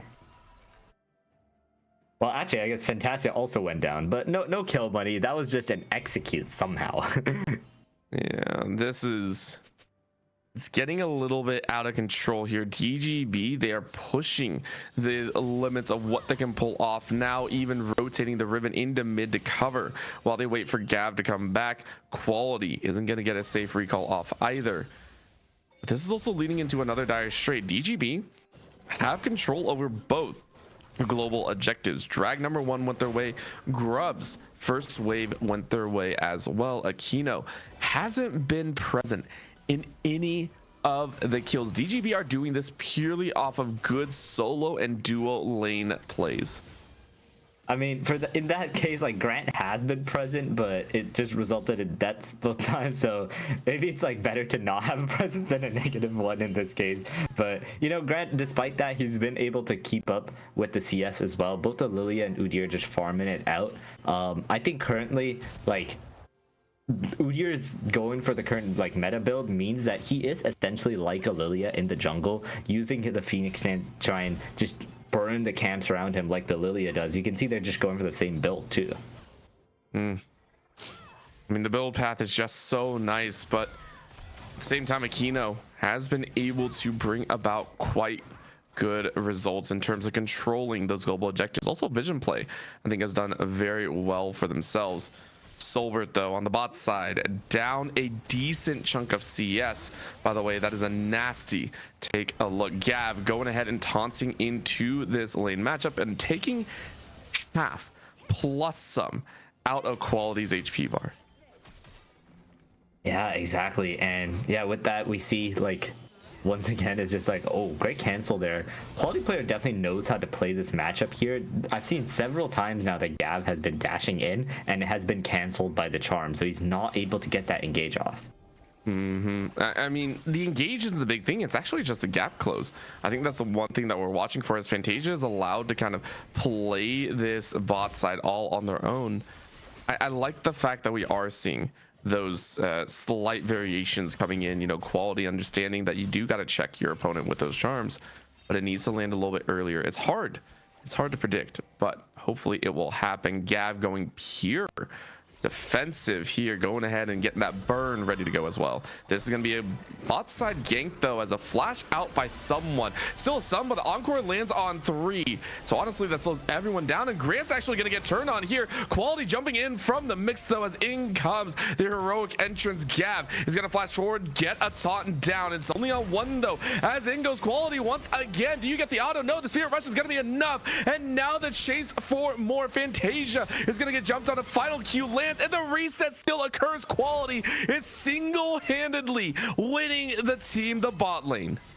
Yeah, mid lane is crashing the party here, engaging onto each other, but it's going to be a Quality player who succeeds in that engage. So he's going to pick up 2 kills for himself and finally gets on the board. Man, this is danger scenarios all the way around. Scruffy in the top lane, 1 and 2. Cute sub, 1, 0, and 1 on the CS numbers. 2, 1, and 2 in the kill department. Everyone's starting to get dangerous, but Gav and Quality can make or break a lot of what's going down. So I am terrified as to what else is going to happen. And now you think the fights have calmed down, but there is a dragon coming into the rift here. So we'll see if the fights begin once again here, as DGB especially is just all circling around, going for that infernal dragon on spawn. Kind of need to, kind of want to. We want to have that extra damage. Scruffy, though, realizing they're in a little bit of a rough spot, flashes away from the Riven ultimate, but Grant's in here to help out. You already gave up on the dragon. You're bringing actually 3. Take a look at that, but that's a huge turn, as that is cute sub to pick up the kill. They're gonna try and gift this extra over to Quality, and if you can, that's gonna be big, and you do pick it up. However, it's still a 1-for-1, as cute sub is pulling a 1-for-1 trade every single time and calling worth as well. Yeah, cute sub is going crazy. That was such an insane flash combo there to pick up the kill while he was being surrounded by the enemy team here, dragging so much pressure in that top lane and allowing his team to play that strong side bot to succession. Of course, this is now a race for first tower. You can see Quality praying that they get first brick, and I think they will with the minions available. Fantasia and someone were not able to knock down that bot side tower in time. There might be more than enough. Huge boomerangs actually to come out here. Fantasia, I don't know where it happened, but ate a crap ton of damage right there. But with the top side enabled, this means Scruffy doesn't have to stay in that lane if they don't wish to. Someone, of course, stepping up to do a little bit of DPS. Yep, a little bit of chunking going on left and right here, but not really going to amount to anything. I think every time that they do that, it is better for the Ashe and Seraphine, as Seraphine can just heal up the Ashe after. So they are going to continue to just slowly get Prio in that lane, slowly push him in. Ooh, Soulbert, though, having to use that cleanse, saying, crap, I got caught. This could lead to a double layering CC. So you play it safe, you go ahead and cleanse, and you keep yourself in the lane for the time being. Herald, though, being picked up here by DGB. Once again, we said they have had control over the global objectives the entirety of the game. 6 scrubs, 2 dragons, and Herald to boot means that they rule which lane is going to be pressured. Yeah, and this time it's DGB, right? Last time TWS had control over that top side. They got all the little grubs and heralds and everything, and they were just able to accelerate the game so quickly. So we'll see if DGB can do the same thing with the powers that they have received. Maybe they can use the herald to break open one of these lanes here. I mean, they could easily look at, even just going for the kills. There's so many different options that they can have for themselves. Gav, in their own, is just trying to clear waves and ensure that they're ready to rotate out. Grant, though, chasing into the mid lane, at least trying to get some information, but might be met with a really rough surprise. Take a look at the top side of the map. You can see a bush Wookiee about to occur as Grant realizes that they are completely lost and trying to out-juke everyone. Flashes the wall, but gets drowsied and tagged by the broken blade, and it is going to be a death for Grant. Now a chase underneath the tower as Quality is trying to stay safe. Soulbert on the bot side is also getting chunked out here, and Scruffy has no way to join. DGB pulling a sneaky jungle invade.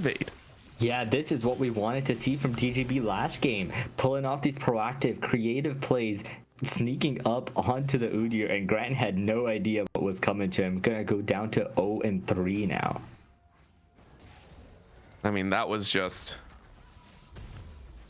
painful to think about here. Grant needs to start having a little bit of magic, and granted, this is going to be a difference. Once the new tier gets a couple more items, you can start burning through everyone. You can really stay safe as well. So we're still waiting for that moment. I actually had to go Merc Treads as well, so having to opt for that safety. Aquino for their own, trying to jump in, get a little extra damage. The burn build is ready to go for them as well, but Soulbert ready on that spell shield. Only needs 3 more CS to complete the coal, but that's going to be a stun. Jimis might just be dead. Good boot to force Fantasia back. Oh, yeah, but here comes Aquino looking for it. They're just gonna die. This poor support. Flash in, flash out though means Fantasia is gonna go down, and the shutdown goes the way of Jimis. Now a follow through as Grant gets exhausted.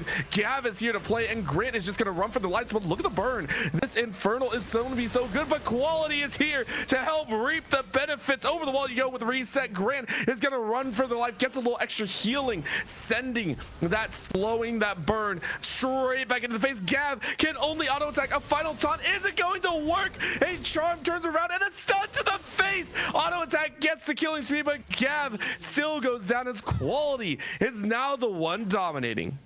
Yeah, Quality with a great TP there. The awareness from him to TP down to what seemed like a lost situation and turn that around. He gets 2 kills and helps out with that last one, as we see just another trade of turrets with the mid and top lanes going down.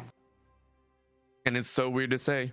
I don't know how this kind of happened, but right now TWS, for how weird the early game went, we are seeing a 300 gold lead. Considering everything that happened, considering what they have lost, considering the global objective difference, the gold lead is pretty much moot. Yeah, but and for I think TWS, it's because of one name, Quality. Yeah. Both the big plays that we've seen, he comes in at the end and just Mr. Janitor cleans it up. I mean, they're doing it right here as well. In comes hero entrance, but the sleep is actually going to burn Quality dead, and that means the rest of the team is going to fall as quickly. DGB hard group and hard win a battle with 4 gone and Quality bleeding on life support. DGB power through with the power of the Voidlings. Yeah, you know, we were due for a good old caster curse any now and then, and just like that, you know, as we were praising TWS for the comeback, they just get absolutely pummeled by DGB. Huge gold lead coming back into their grasp now. I mean, this is 100% DGB saying, okay, done messing around, done with laning phase, let's get the wins. They are going to get the 3rd dragon. This one is easy enough. It is a mountain dragon. Pretty simple. You get a little bit more HP. All of a sudden, Quality and Grant can't do that much damage. Scruffy, this Wukong really not paying dividends, and quite honestly, I'm surprised it was picked. There were so many other options. Honestly, we talked about it, the Udyr maybe going towards that top side, but 1 and 4 is not a scoreline that you like to see. Quality though flashing forward for a catch, and once again is godlike. 7-0 and 0 so far in this game, chasing forward once again, but Gav is able to taunt them up. Dashing away though is Quality, and now they get a bump back, and the Sivir is going to try and throw some boomerangs. Aquino trying to do some damage. A back ceiling goes out, Bop is going to land, and another swing of that mace is going to bring them quite low, but Soulbert slays Gav, and they're going to be okay. Grant burning away Aquino, and it looks like the skirmish is actually going to yield results. Cute sub ready to clean up if given the opportunity, and it doesn't look like they're gonna follow through, so a quick slaughter of kills brings TWS a few pieces of compensation. Yeah, it's just going back and forth here as both teams fighting for it step for step, as now, yeah, another fight win coming out for them. They're still going to be behind in gold because they didn't get the 2 towers after picking up the fight win. But, you know, I think it's just going to be like that. You know, which team can find the better fights? Can some great picks be started by either teams, whether it's like an Ahri charm from Quality or some of the team fight ultimates from DGB? I mean, there's just so many questions here, but only so many can be answered in this game. We are waiting to see what else can be done. DGB have already kind of amplified the fact that they will win a team fight if given the opportunity. Grant and Quality, though, are saying we will bring the fight as well if we are given the opportunity to find a solo member out Aquino still trying to build maybe into a little bit of safety. I wouldn't be surprised to see that Zanya's come out next. Quality looking to try and burn through, chasing in Gav, realizing they're in a little bit of a rough spot, and this feels like it's gonna be a freebie. No flash available. Scruffy with the Cyclone will ensure that that mountain of stone will fall. Yep, just picks coming out left and right here, and you can see how much damage Quality does too. There have been a lot of complaints about Ari's not doing enough damage, but that is not the case here, as I think currently on this game, there's no one that he cannot take down. I would say Cute Sub might be the only one that won't fall. Nope, I think he can take him. We can one-shot him with the ultimate. There's no MR on that Riven. True. Even the shielding might not be enough, but we'll have to wait and see, because that theory has not been tested just yet. We are still waiting to see another team fight. Like I said, DGB just trying to farm up, get back in the CS numbers. I mean, Fantasia sitting on 2 items and maybe a half if they go ahead and recall here. Yes, they are going to buy. And yeah, they just pick up a BF sword for a little extra damage. Someone also 3 items deep, support item completed, +2 on top. Those 3 kills and 4 assists really helping out. Yeah, and you bring up a good point, right? We haven't seen the top laners participate too much in team fights yet. Cute Sub's main impressive contributions have been in the side lanes, where he's been able to pull off great outplays in the individualistic scenarios. But I think where it really becomes hard to pilot Riven is in these chaotic team fights. While Scruffy, he just has to go in there and spin a stick around, you know, a lot easier of a job. So we'll have to see who can have better impact in the team fights. Well, right now it's Gav that may or may not have that impact that they so wish. And go ahead and see half chunk out. Quality, though, without their ultimate, is going to be run down here. Good charm to slow things down, and a TP in to help out. So Cute Sub has to turn away, but in comes the rest of the squad at DGB. They're saying, we're not ganking bot, we're ganking this jungle, and we're going to make your life hell. 5 here on top, but the rest of TWS are able to stay safe. And honestly, that's a flash ignite out of Cute Sub that doesn't go their way. Yeah, Q-Sub really wanted to make something happen there. He's a 3-item Riven. He's waiting for that pop-off moment, but TWS just didn't give it to them. And now we're a bit of a standoff here. They're going to start at the Baron. I mean, I think DGB, though, recognize that they are strong. They have the power. They have a 2K advantage. So as long as this doesn't beat them up, they should be okay. Soulberts step up way too far. Aquino's going to go in, but a cleanse flash out keeps you safe. Not a flash. Cutes up over the wall, is trying to do a little bit more damage, but what a triple taunt. In goes Gav, trying to do some damage, and in goes the heroic entrance as well, but Cutes up is still on the top side. Scruffy is in a 1v1. Quality is able to get the charm, and there it goes. A shutdown on Cutes up, and the rest of TWS are alive. How are they alive? What the hell happened? DGB get no kills. Maybe they do now, but the TP coming in to help out. Arrow lands, but so late. Quality is ready to go for round freaking 2, and the chase is on. And there it is, you know, these fights go back and forth, and it's TWS on top right now. They're going to be looking for that dragon, but now if Gav has something to do about it, he's going to be TPing in from bot lane for the flank. This flank could be good, but remember, the pinch doesn't do anything and no one else follows up. Jimis is quite low, doesn't have anything, only has a few extra engagement or a little bit of support buffs. Soulbert looking on the backside. The dragon has to be taken. It is minded away. Aquino goes in, but doesn't get anything, and that's skill on the back end. Quality is just assassinating. Scruffy does the same. The turnaround is here as TWS wreak havoc and take 4. Yeah, and Cute Sub is just left hopping out from his base here. He wasn't with the team. Like you said, the team did not have the damage, did not have the follow-up, and all of them get wiped as TWS are now dominating. This is disaster for DGB. We talked about the gold lead. They've had it for quite some time. It fluctuated slightly, but this is the first definitive moment that TWS have been able to bring the fight back. They are now upwards of our largest gold lead here tonight in this game 2 of about 1.5K. Yeah, and I think, you know, this game has been so back and forth, but I think this is the point where TWS can really take over. That Sivir that we're talking a lot about in game 1, but not that much in game 2. Soulbert just bought a full item. This Sivir is almost at 3 items now, and it's going to get to that point where you get to that late game Sivir where she can just wipe through enemy teams, right? So that combined with an 11-0 Ari piloted by Quality, I think things are looking pretty rough on the side of DGB once again. Yeah, that component sitting in the bucket feels really, really good. The last Whisper going to be able to cut through the likes of Gav plus Cute Sub, and it just does enough work. Plus, you have the healing reduction. This Sivir is all around starting to output some damage, as you said. But of course, if you step up a little bit too far, you're still dead. That's the scary part of this game as well. You can see the 4-1 split push currently going down, but Gav is going to try and rebuttal on the top end, and the wave is in a much better spot for Gav to push that top side tower down. Yeah, so good split push actually by Gav, getting some gold for the team here, much needed, as Wukong is going to be doing the same thing. Oh, what a catch. Aquino is down to the bushwooking. Scruffy says, I don't care. And Gav is still splitting on the top side. And in terms of split push ability, Scruffy ain't it. Scruffy, what the heck? Scruffy just dives the tower and is about to die. I don't know what the heck that was, but it was not the play they wanted. And now, all of a sudden, Gav gets freedom on the top lane. Yeah, he can just continue to push into the enemy base. They're not backing for him. I think he's gonna get this tower too. They have 6 grubs. You cannot leave the Galio alone.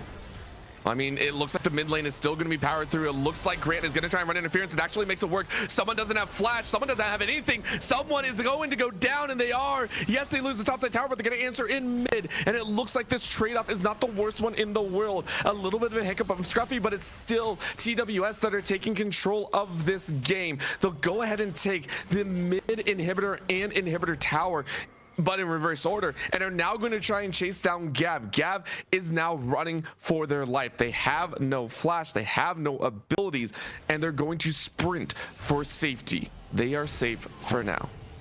DGB, they had some great plays there. The split push, the macro was so good with that. They even got the kill onto the Wukong, but then they chase too far and they lose the tower and an inhib. And just like that, the tables are turned once again, and TWS is back on top.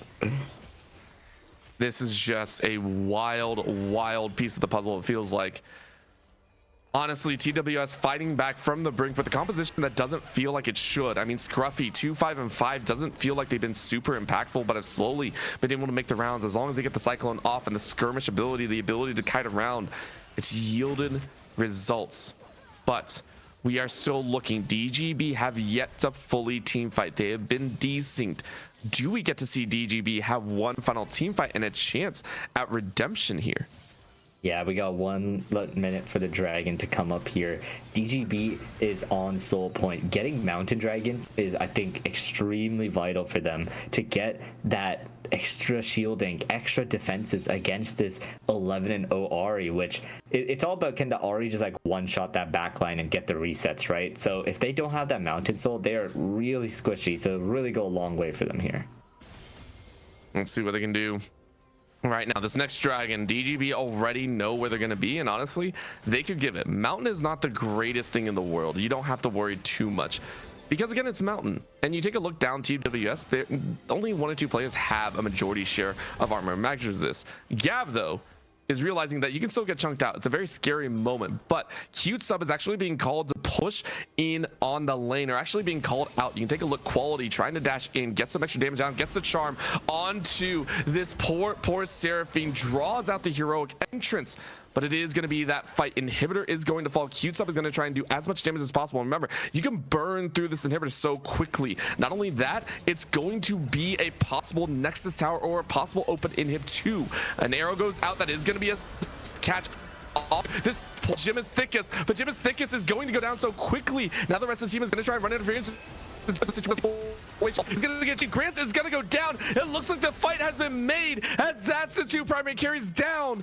Grant and Quality lose their lives, and it's 45 and 50 on the death timers. Yeah, 3 big kills for DGB. They're gonna look to end the game, and it's gonna be Scruffy and Soulbert trying to defend. Sivir has a lot of wave clear. We'll see if it will be enough, as a wave with the super minion is gonna be marching down. The whole team of DGB marching into TWS's base, looking to finish the game right here, right now. Will they be able to is the whole other question. Nice jump in, cute sub, trying to throw down damage, but again, Soulbert is still alive. Scruffy hasn't been able to deny for a little bit. Jimis is up now, and maybe you can stay alive, but Soulbert is taking a lot of aggro. Scruffy's still alive. Scruffy is healing up. What is going on here? Scruffy finally goes down, but not before playing so long. 1 second left on Grant. They are going to stay alive. Everyone is still up for DGB, but they cannot finish the game off. TP is available. Quality TPing in from the backside. This is spotted out. I mean, the flank could be huge. Huge heals to come out as well. Someone trying to keep him alive, but there is going to be the charm. Another chase in, and Fantasia is going to go down. Quality has another reset. You get to dash forward if you so wish. But the minions, you have to deal with the minions. Oh my gosh. Almost disaster for DGB, but a massive loss for TWS as their base is in utter shambles.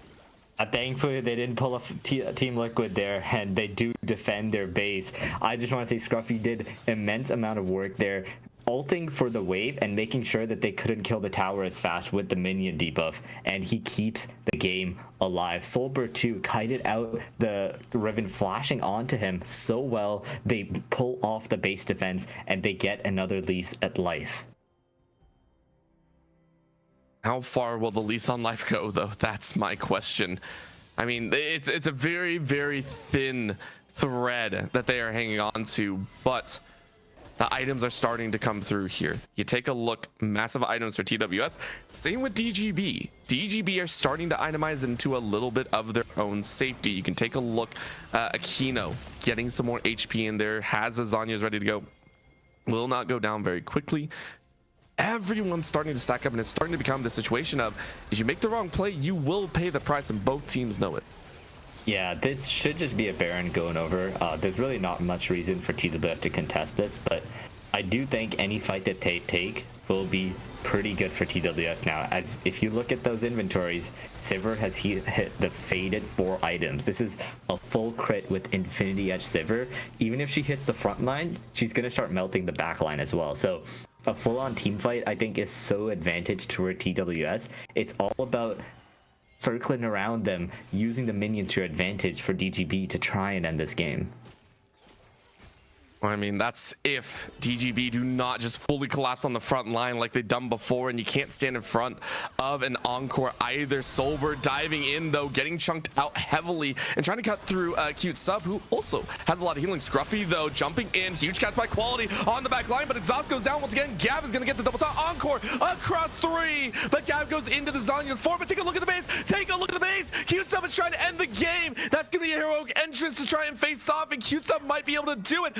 One more auto attack should be the end. No sun to come out. It's GG. DGB push us to a game 3.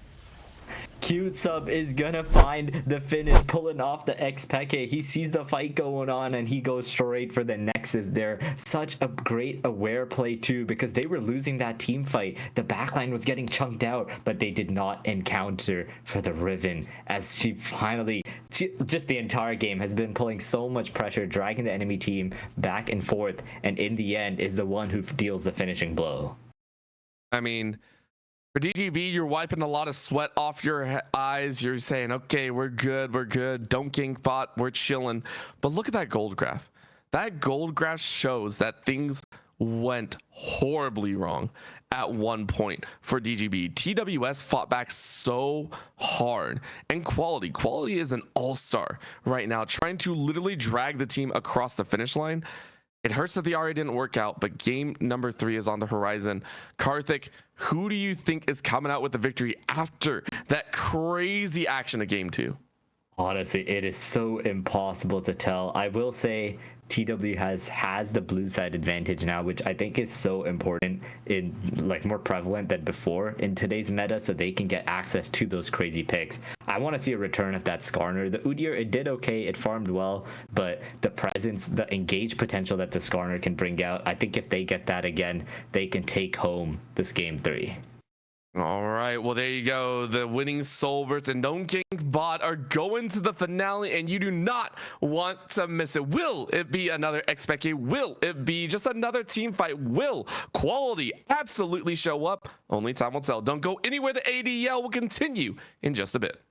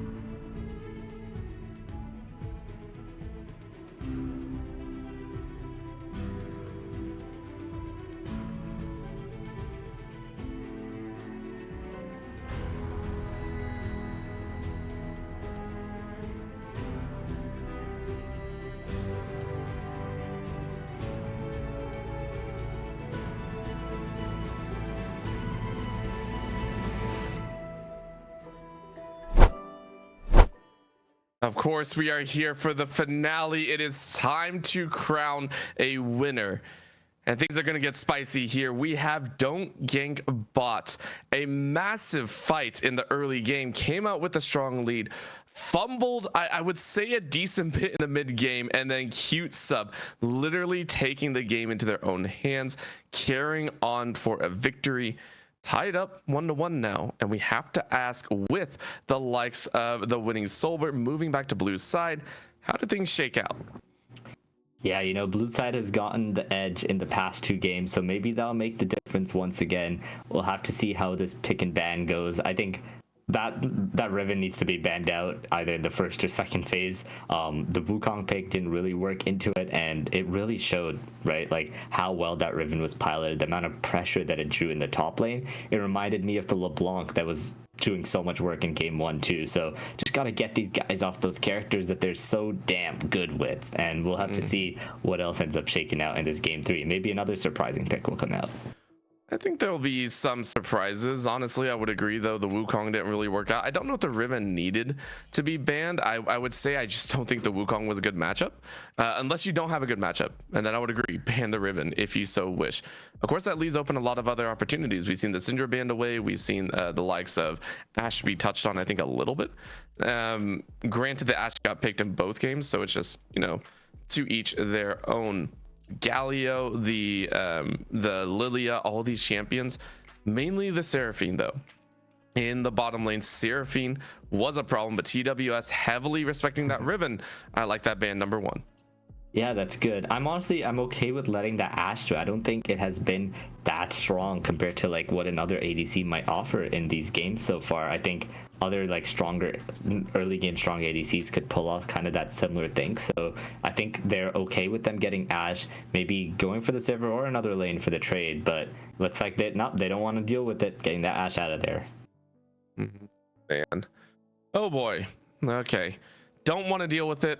I get it, but this opens up a slew of differences here. Keep in mind, TWS really ramped things up earlier with some of the bans, so this is going to leave a lot open to play against. On the other side, DGB banning away the LeBlanc, that again caused a lot of issues, but here's the option. Do you ban away the Ahri as well? No, because the Ahri can be played by both mid laners. TWS, though, they do not have that Skarner. They don't have the LeBlanc, but they do have the Syndra. Skill to mid to late, and quality is going to be bringing some quality skill to the Syndra.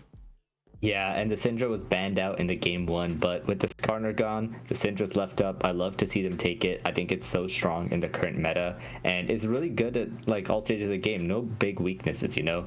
Has good early, mid, and late. So great person to build your comp around, as Galio going to be taken once again. And the Galio this time around, I think, might actually have a little bit harder time against the Syndra. Ahris are well known for burst. Syndras nowadays actually tend to poke a lot more. This poke can actually stick if you don't build appropriately, but with how Gav played and built, I assume this should be okay. This was actually banned out in game number 1 as well. When TWS were on the blue side, it was the Kindred. Opportunity arises now for TWS to try and fight back. Aquino getting a signature champion. And of course, on the other side, we're still waiting to see how this pans out. It was the Udyr last time in the jungle in game number 2. This time around, it's going to be that Cogmod. This was also left open from previous games. It was banned away twice. It's open this time around. Yeah, all those things, Kog'Maw, Kindred banned out in game 1, but as these new characters kept coming in, we're gonna go and get these unleashed here. The Kindred and the Kog'Maw. We'll see why these were banned in the first place in game 1, but I really would not like to see the Viego locked in here. I think Kindred ult and having such a tanky Galio is such a hard counter to this character's playstyle, but it is gonna end up locked in there. We'll have to see, can this Viego perform against that kind of comp? I give him a yes. I will always give him a yes and just say, sure. You know what? Give it a good shot. See if it works. I think they can do it. I mean, considering how TWS have played, this actually makes me very happy. You get the assassination early, or you get the damage down early. Hey, you can keep them. You can keep them away for a while. DGB though, another champion that was banned away in games 1 and 2. You take the Gwen, and this top lane now becomes so much spicier. Yeah, they really want the Gwen. They're kind of just challenging TWS, saying, I think you'll pick a tank. I'm gonna pick the Gwen, and I'll be okay to any matchup that you can pull out. So we'll have to see. Is there some other spicy picks left up to counter the Gwen? Maybe something like I want to see a random Singed come out. It's such a good match. It is a wild one, but honestly, Scruffy has looked a little bit rough in the last few games. I mean, top lane was not exactly the prio for anyone, and game 2 really showed, I want to say, some of the weaknesses in that lane matchup. So Gwen here, really DGB are putting down that hammer, saying cute sub is better, and we are going to carry from that top lane. TWS already slating towards that bottom lane. It makes sense. Both ADC and support are still going to be on that table. There's the Lulu, though. This one has to be a ban out, which is understandable.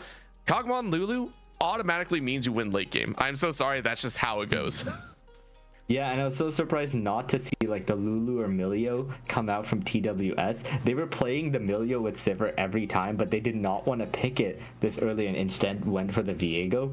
I think that was just a huge surprise that they didn't like grab the Lulu or something there. And it's going to be the Milio taken away too. So the two prime candidates to support the Kog'Maw both taken away from TWS. Which actually means DGB are now allowed to run a hypercarry of their own. Take a look, the Seraphine was banned away, so there are still some great ADCs that are currently available. If you want to play range, you could even play the Caitlyn. It might not be perfect with the Milio, but it's still pretty dang powerful. Taking a look here, we still need a support in a top lane for TWS. We're wondering what they can roll out here in the support role. You could even go an engage tool if you so wish, but the Pantheon, I believe top lane, Scruffy pulling out another oddball pick. I say oddball, I mean Pantheon's been around, but it's just, I'm not sold on it here. No, Pantheon is a well-known Gwen counter, really abuses Gwen's early game and just gets such good prio, punishes her so much. So I actually really like the Pantheon pick coming out. I think it's a great just counter pick to the Gwen. I think it's one of the best counters out there. So really, I'm hoping Scruffy can play it to perfection and bully that Gwen down in the early game. Yep, gotta go with what's on paper and hopefully translate it to real life.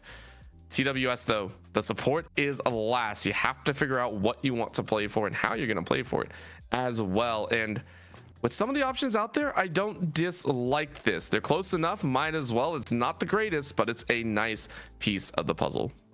Yeah, I think with Viego, it's super important to have an engage support with you. So Rakan brings that engage, but also some peel in the versatility that you can get. So like this is a really interesting game. We got, look at this team, man. We got Kog'Maw, Viego, and a Pantheon. Other side, you can see Kindred, Gwen, Milio. Love to see it. Some exciting characters coming out, and we'll see what it ends up being rounded with. It's ADC left till the end. That makes I was sense. just gonna say it. This is such a good Jinx angle. You know, Jinx Milio is so good here. The only thing that I would dislike is the fact that you only have one engage tool on DGB's side as well. You only have the Galio here, but honestly, considering how these two teams have played, it's literally just all out aggression if given the opportunity. Game 1 was a little bit slow. Game 2 went pretty hard. Game 3, death blossoms on the rift, I guess. I don't know. Karthik, final thoughts here on who is going to come away with the dub considering the compositions.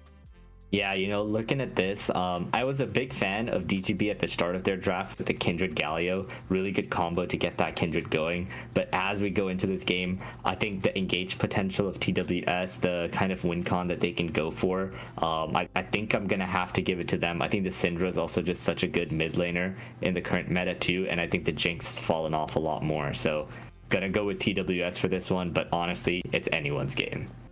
All right, well, there you go. Maybe TWS, which I would actually agree with, but if it's anyone, it's don't gank a bot. That will never back down. We are going to game 3, and we are going to go to a very short break. Make sure we have no disconnects or anything of the sort to give you the best in the finale of this amazing 3-part series. Please don't go anywhere. The ADL will be right back.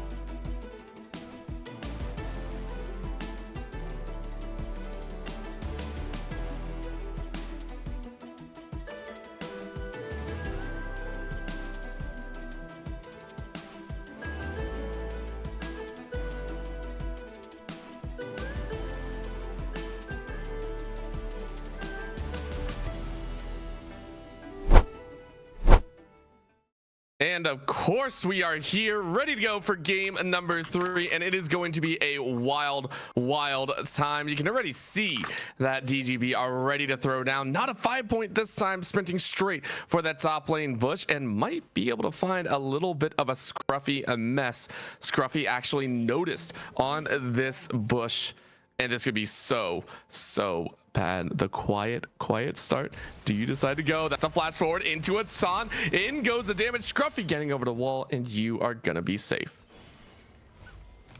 Oh my god, yeah. I was like, are they gonna go for it? Did they want to trade flashes? What CC do they have? But yeah, they just went for it, and I love to see it, you know? Now Scruffy, without the flash, is not going to have as much kill pressure onto Cute Sub, who really needs to get by that early game. So these next 5 minutes, he'll be feeling a lot safer. Yes, he will. Just take a moment, you know, go ahead, sit back. You're the one with the ignite this time around. And Cute Sub, of course, with only a ghost on their own, you just can't be caught out in a little bit of a mess. Eyes open though, because my questions are still unresolved. TWS and DGB, game number 2 was a mess of sorts. I wonder who's going to come on top here in the early game. Yeah, just looking at the lanes here, right? Bot lane, they kind of just want to scale it out. But top and mid lane, I think having the range versus melee in the mid and just Pantheon in the top lane, really going to give TWS that advantage. Oh, but I do want to point out, Kindreds can do this pathing where they can just hop over that Baron pit, and we're seeing it here. TWS is actually expecting this, so they have a ward on their blue buff. They're going to see Aquino on their blue, and they're just going to make it a vertical jungle here if Grant plays this right. That could be an actually really nice play, and yeah, you can see the call down actually. Very smart here to go ahead and try and collect. They are a beat behind though. I think just because Aquino opted to go buff to buff instead of buff camp buff. So this is going to be a little bit of a cheater timeline, I think, because having the buff on you just helps a little bit on that clear speed. Of course, we'll have to wait and see if that does change anything else, as Cute Sub Femboys realizing they're in trouble and gets annihilated all on their own. That's going to be first blood in the 1v1. I must have misread it. Grant now getting a chance at a fight, goes in to that very sneaky coverage, but Quality ready to go and trying to kill someone as someone flashes over that wall.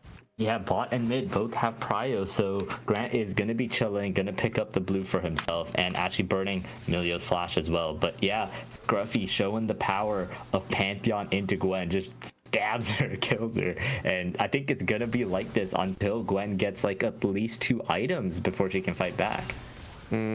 It's such a dangerous spot, but the bot side is now under attack. Good boot to keep Brant back, but Gemas is gonna tank it all up, ensure that Soulbert is able to pick up one. Soulbert might die for a second, but you're running back straight into the TP length. I don't think that's where Soulbert wanted to go. Flash away from Gav, who has no flash of their own, so it is gonna be a little bit easier. That's a very nice body block, and you will almost pay homage, but very nice job, Gemas, with the style. Body blocks the knockup, flashes out into the W. You are safe. Gav is so sad, does not get a single kill for his TP there. Aquino gonna end up picking up that CS under tower, but it really sucks for Gav. You commit your TP outside of lane, so Quality has the advantage, and you don't get anything for it. But something for DGB, they do flip the crab onto the bot side, so Kindred can't pick that up. Or the mark, sorry. Yeah, that's gonna be a little bit rough to deal with, and that's going to stall Aquino out just ever so slightly. However, with that dance on the bottom side, Aquino has been able to collect a 3 camp lead, which if that does continue means that you're going to be speeding through the rest of the map, which should be of help. You can go ahead and see it's 31 to 35. So kind of keep eyes on that one, see how it plays out for the 2 junglers. Yeah, and I think like as this game goes on now, Pantheon's going to develop a huge lead. Syndra is also going to develop a huge lead just through like the CS discrepancy and the TP advantage. So I think Aquino's going to have to try and look to make a difference in one of these lanes to try and get their team back on track. I mean, also, if you want to pick up the marks, you got to mark someone, start collecting. If you can start entering, I mean, this is a champion that was banned away from you twice in the early series, and now it's being given to you. We got to see why it was banned, is usually what I like to say.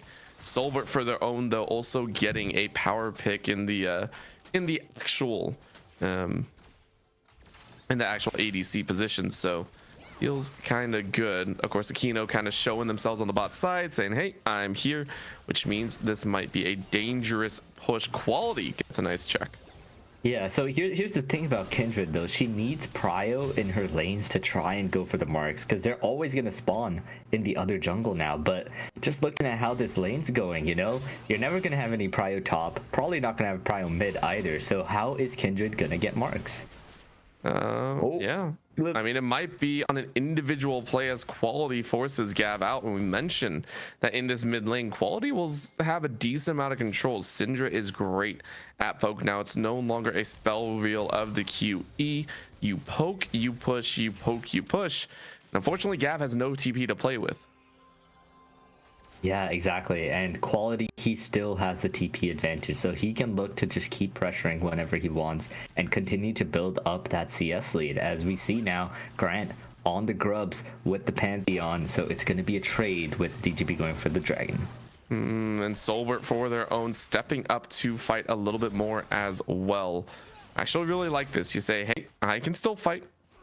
I picked the champion for a reason. We're all trying to scale up. Let's go ahead and reach those breakpoints before we go a little bit too crazy.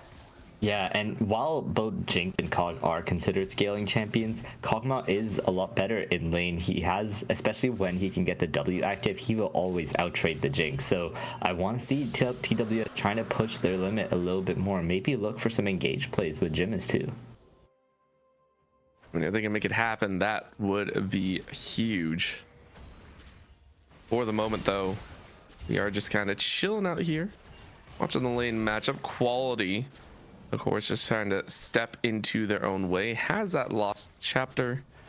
Feels kind of good, but Gav, of course, going for those Merc treads early here in the game.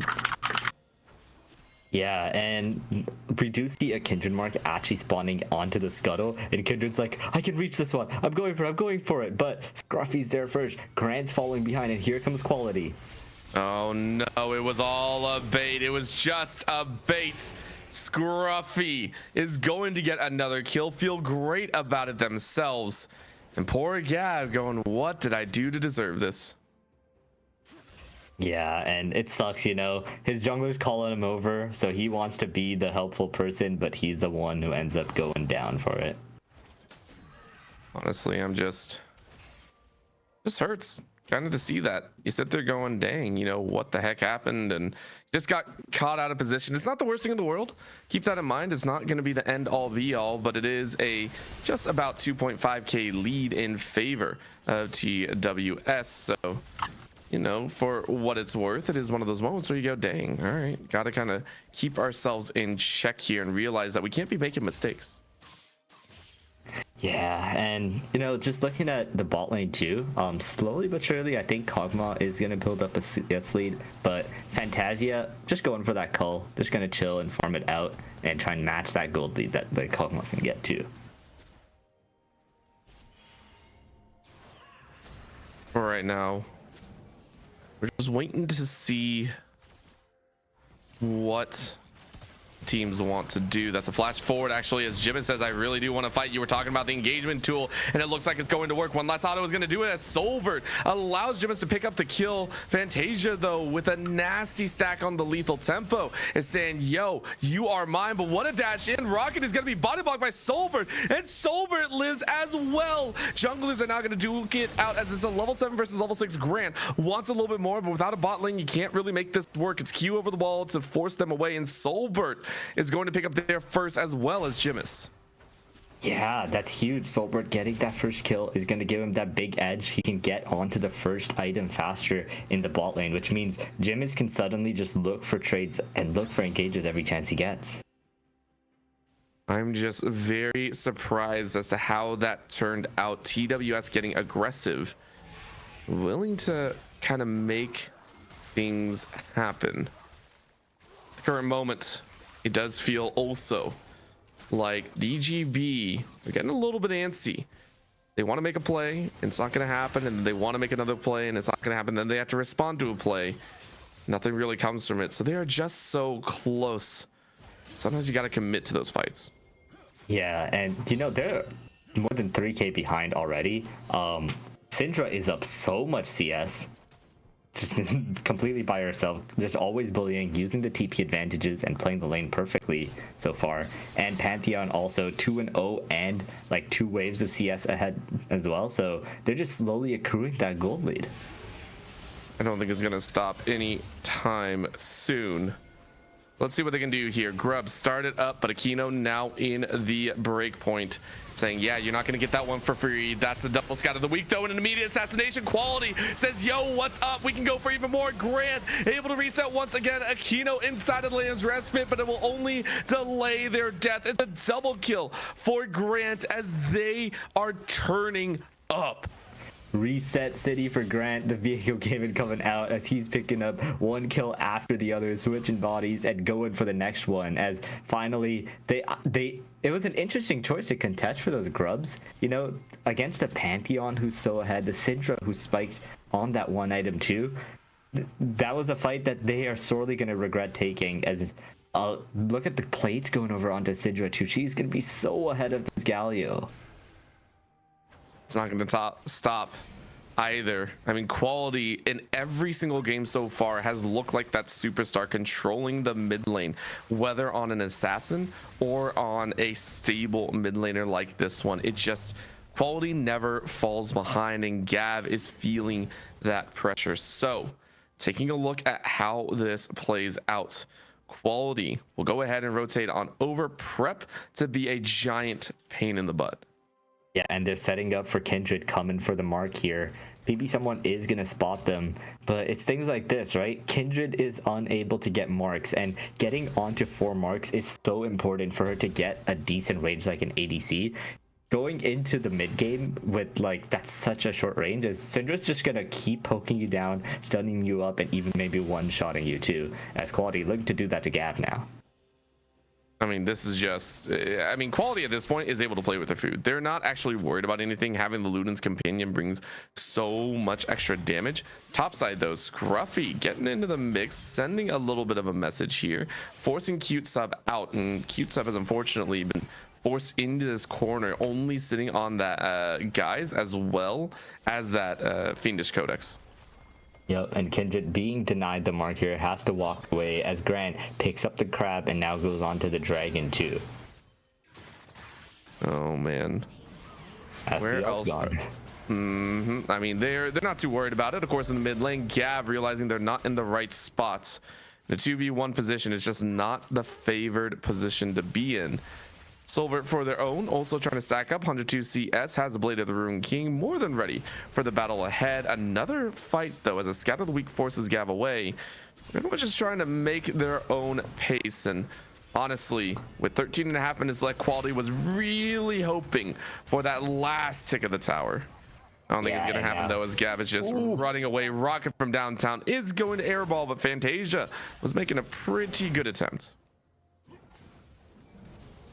Yeah, but every time Syndra fights a Galio, she is just building up the shards and getting stacks. And now Grant, he's stuck in his job. Yeah, watch out, there's a Viego on you. Yeah, that hurts. That hurts. Grant is happily going to pick up that kill. Jimus waiting on the edge, just wondering if they can bring a fight down here. I mean, they're warded out. They already knew that, but I don't think a tower dive is really going to be in the books. Right now, Soulbert is actually left alive, and they're actually a little bit worried. No way this 1v1 actually works. Soulbert is also exhausted. And are you kidding me? Soulbert almost 1v2 that fight. This Kog'Maw is feeling it. He's got the Blade of the Ruin King, which is just a crazy strong item in the current meta. Oh my god, Aquino. Yeah, that's what happens if he tries to walk up to Quality. I mean, I don't think you're getting away from that one. Right now, we are looking at dire straits. TWS saying, okay, we are good. 8-0. We have controlled every piece of the puzzle outside of a singular dragon. It's Hextech next. This is the one that they love to play for.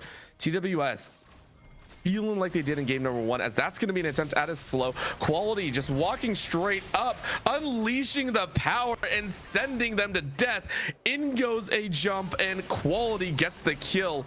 A second piece of the puzzle as Aquino realizes they might not be in the best spot. Soulbert having to run away now, but the safety value is huge. Scout of the week keeps them all away, but Gav is now the only one with a decent amount of HP, but Aquino flashes forward into the land's respite, and Aquino, it's all going to come down to a single auto attack. What a knock up to deny, but Soulbert's still alive. Gav is trying to get them, but they can't. The safety from the Recon saves the ADC. GB is playing so well, they're trying so hard, but they are just too behind, as in the end Scruffy comes from behind and picks up that last kill. TWS is more ahead than ever at 12-1. I just can't believe it.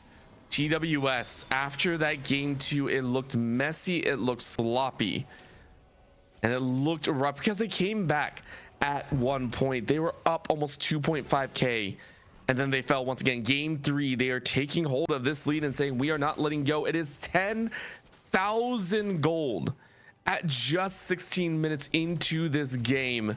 They are showing us an exceptional pace for what could be their first series win here in the ADL.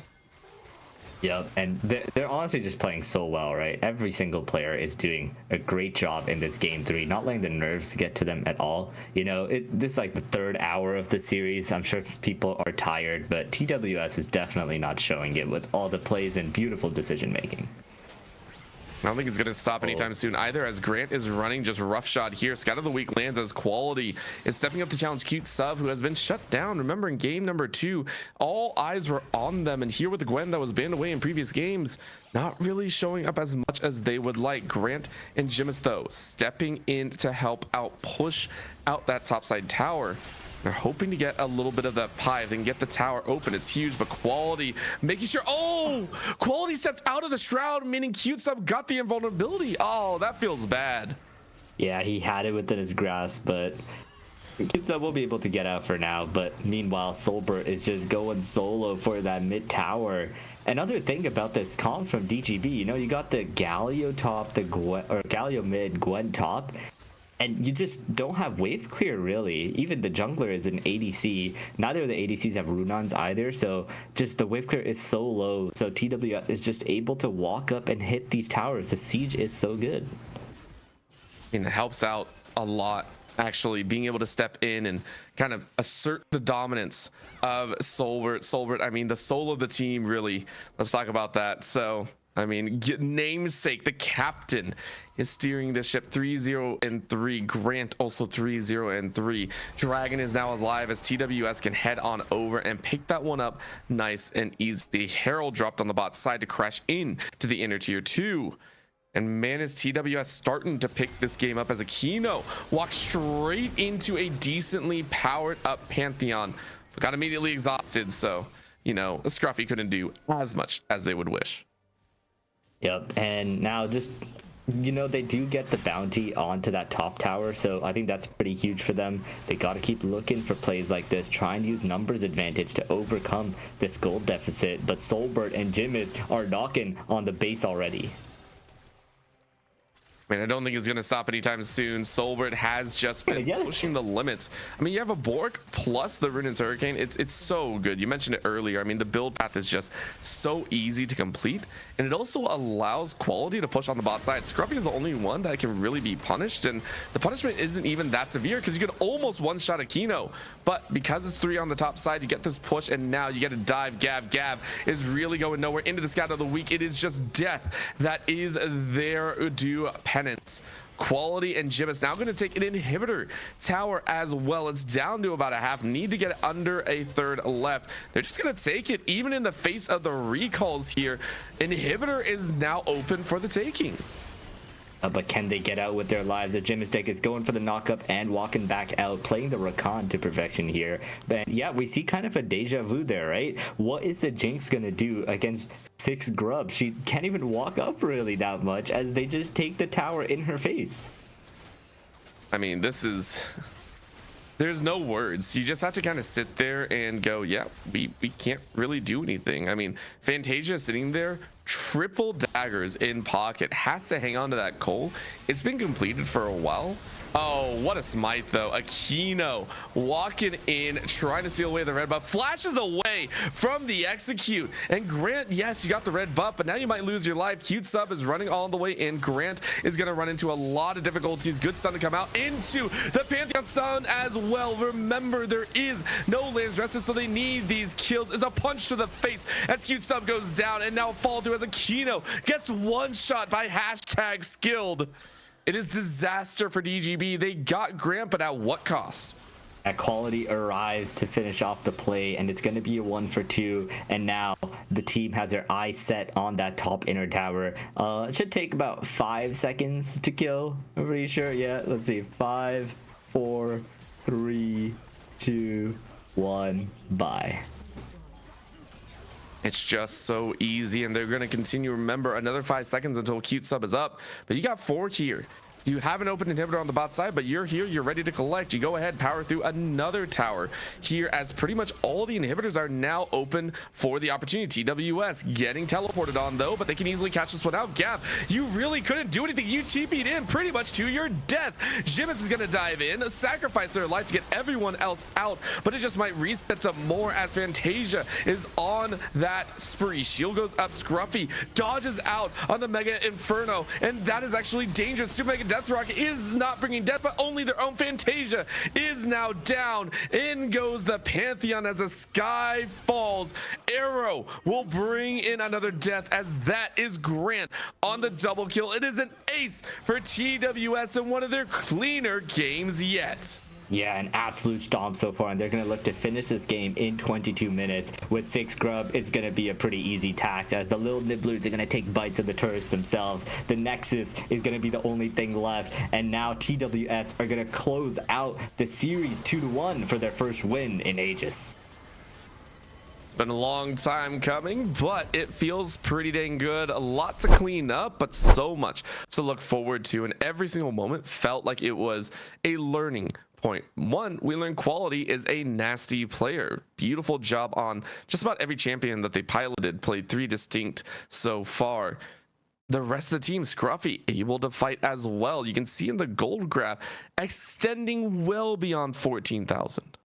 Yeah, I think this game especially, he really came alive. We saw him struggle in some of the other games, but he got the counter matchup this time, and that makes the world of a difference in top lane, as he showed Cute Sub who's boss. And then just looking at the other players too, right? I think Quality is like player of the series here, putting out so much pressure on so many different characters.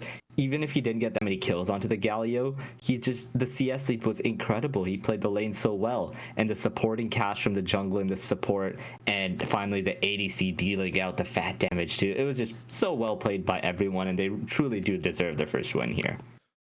Hopefully they'll get a lot more in the rest of the season. Right now, though, we are done here with the Aegis Defenders League. It's been a pleasure being able to cast this 3-game series. I'm sure the teams enjoyed it as well. Unfortunately, it will be Don't Gank Bot trying to go back to the drawing board, as they're now sitting at 1-2 in series record, but they'll try and bounce back next week. With that being said, my name is Orbital. With me has been Karthik, with Caddy on the production. We thank you so much for tuning in. Check out the rest of the Aegis streams throughout this week, and we'll see you all next time.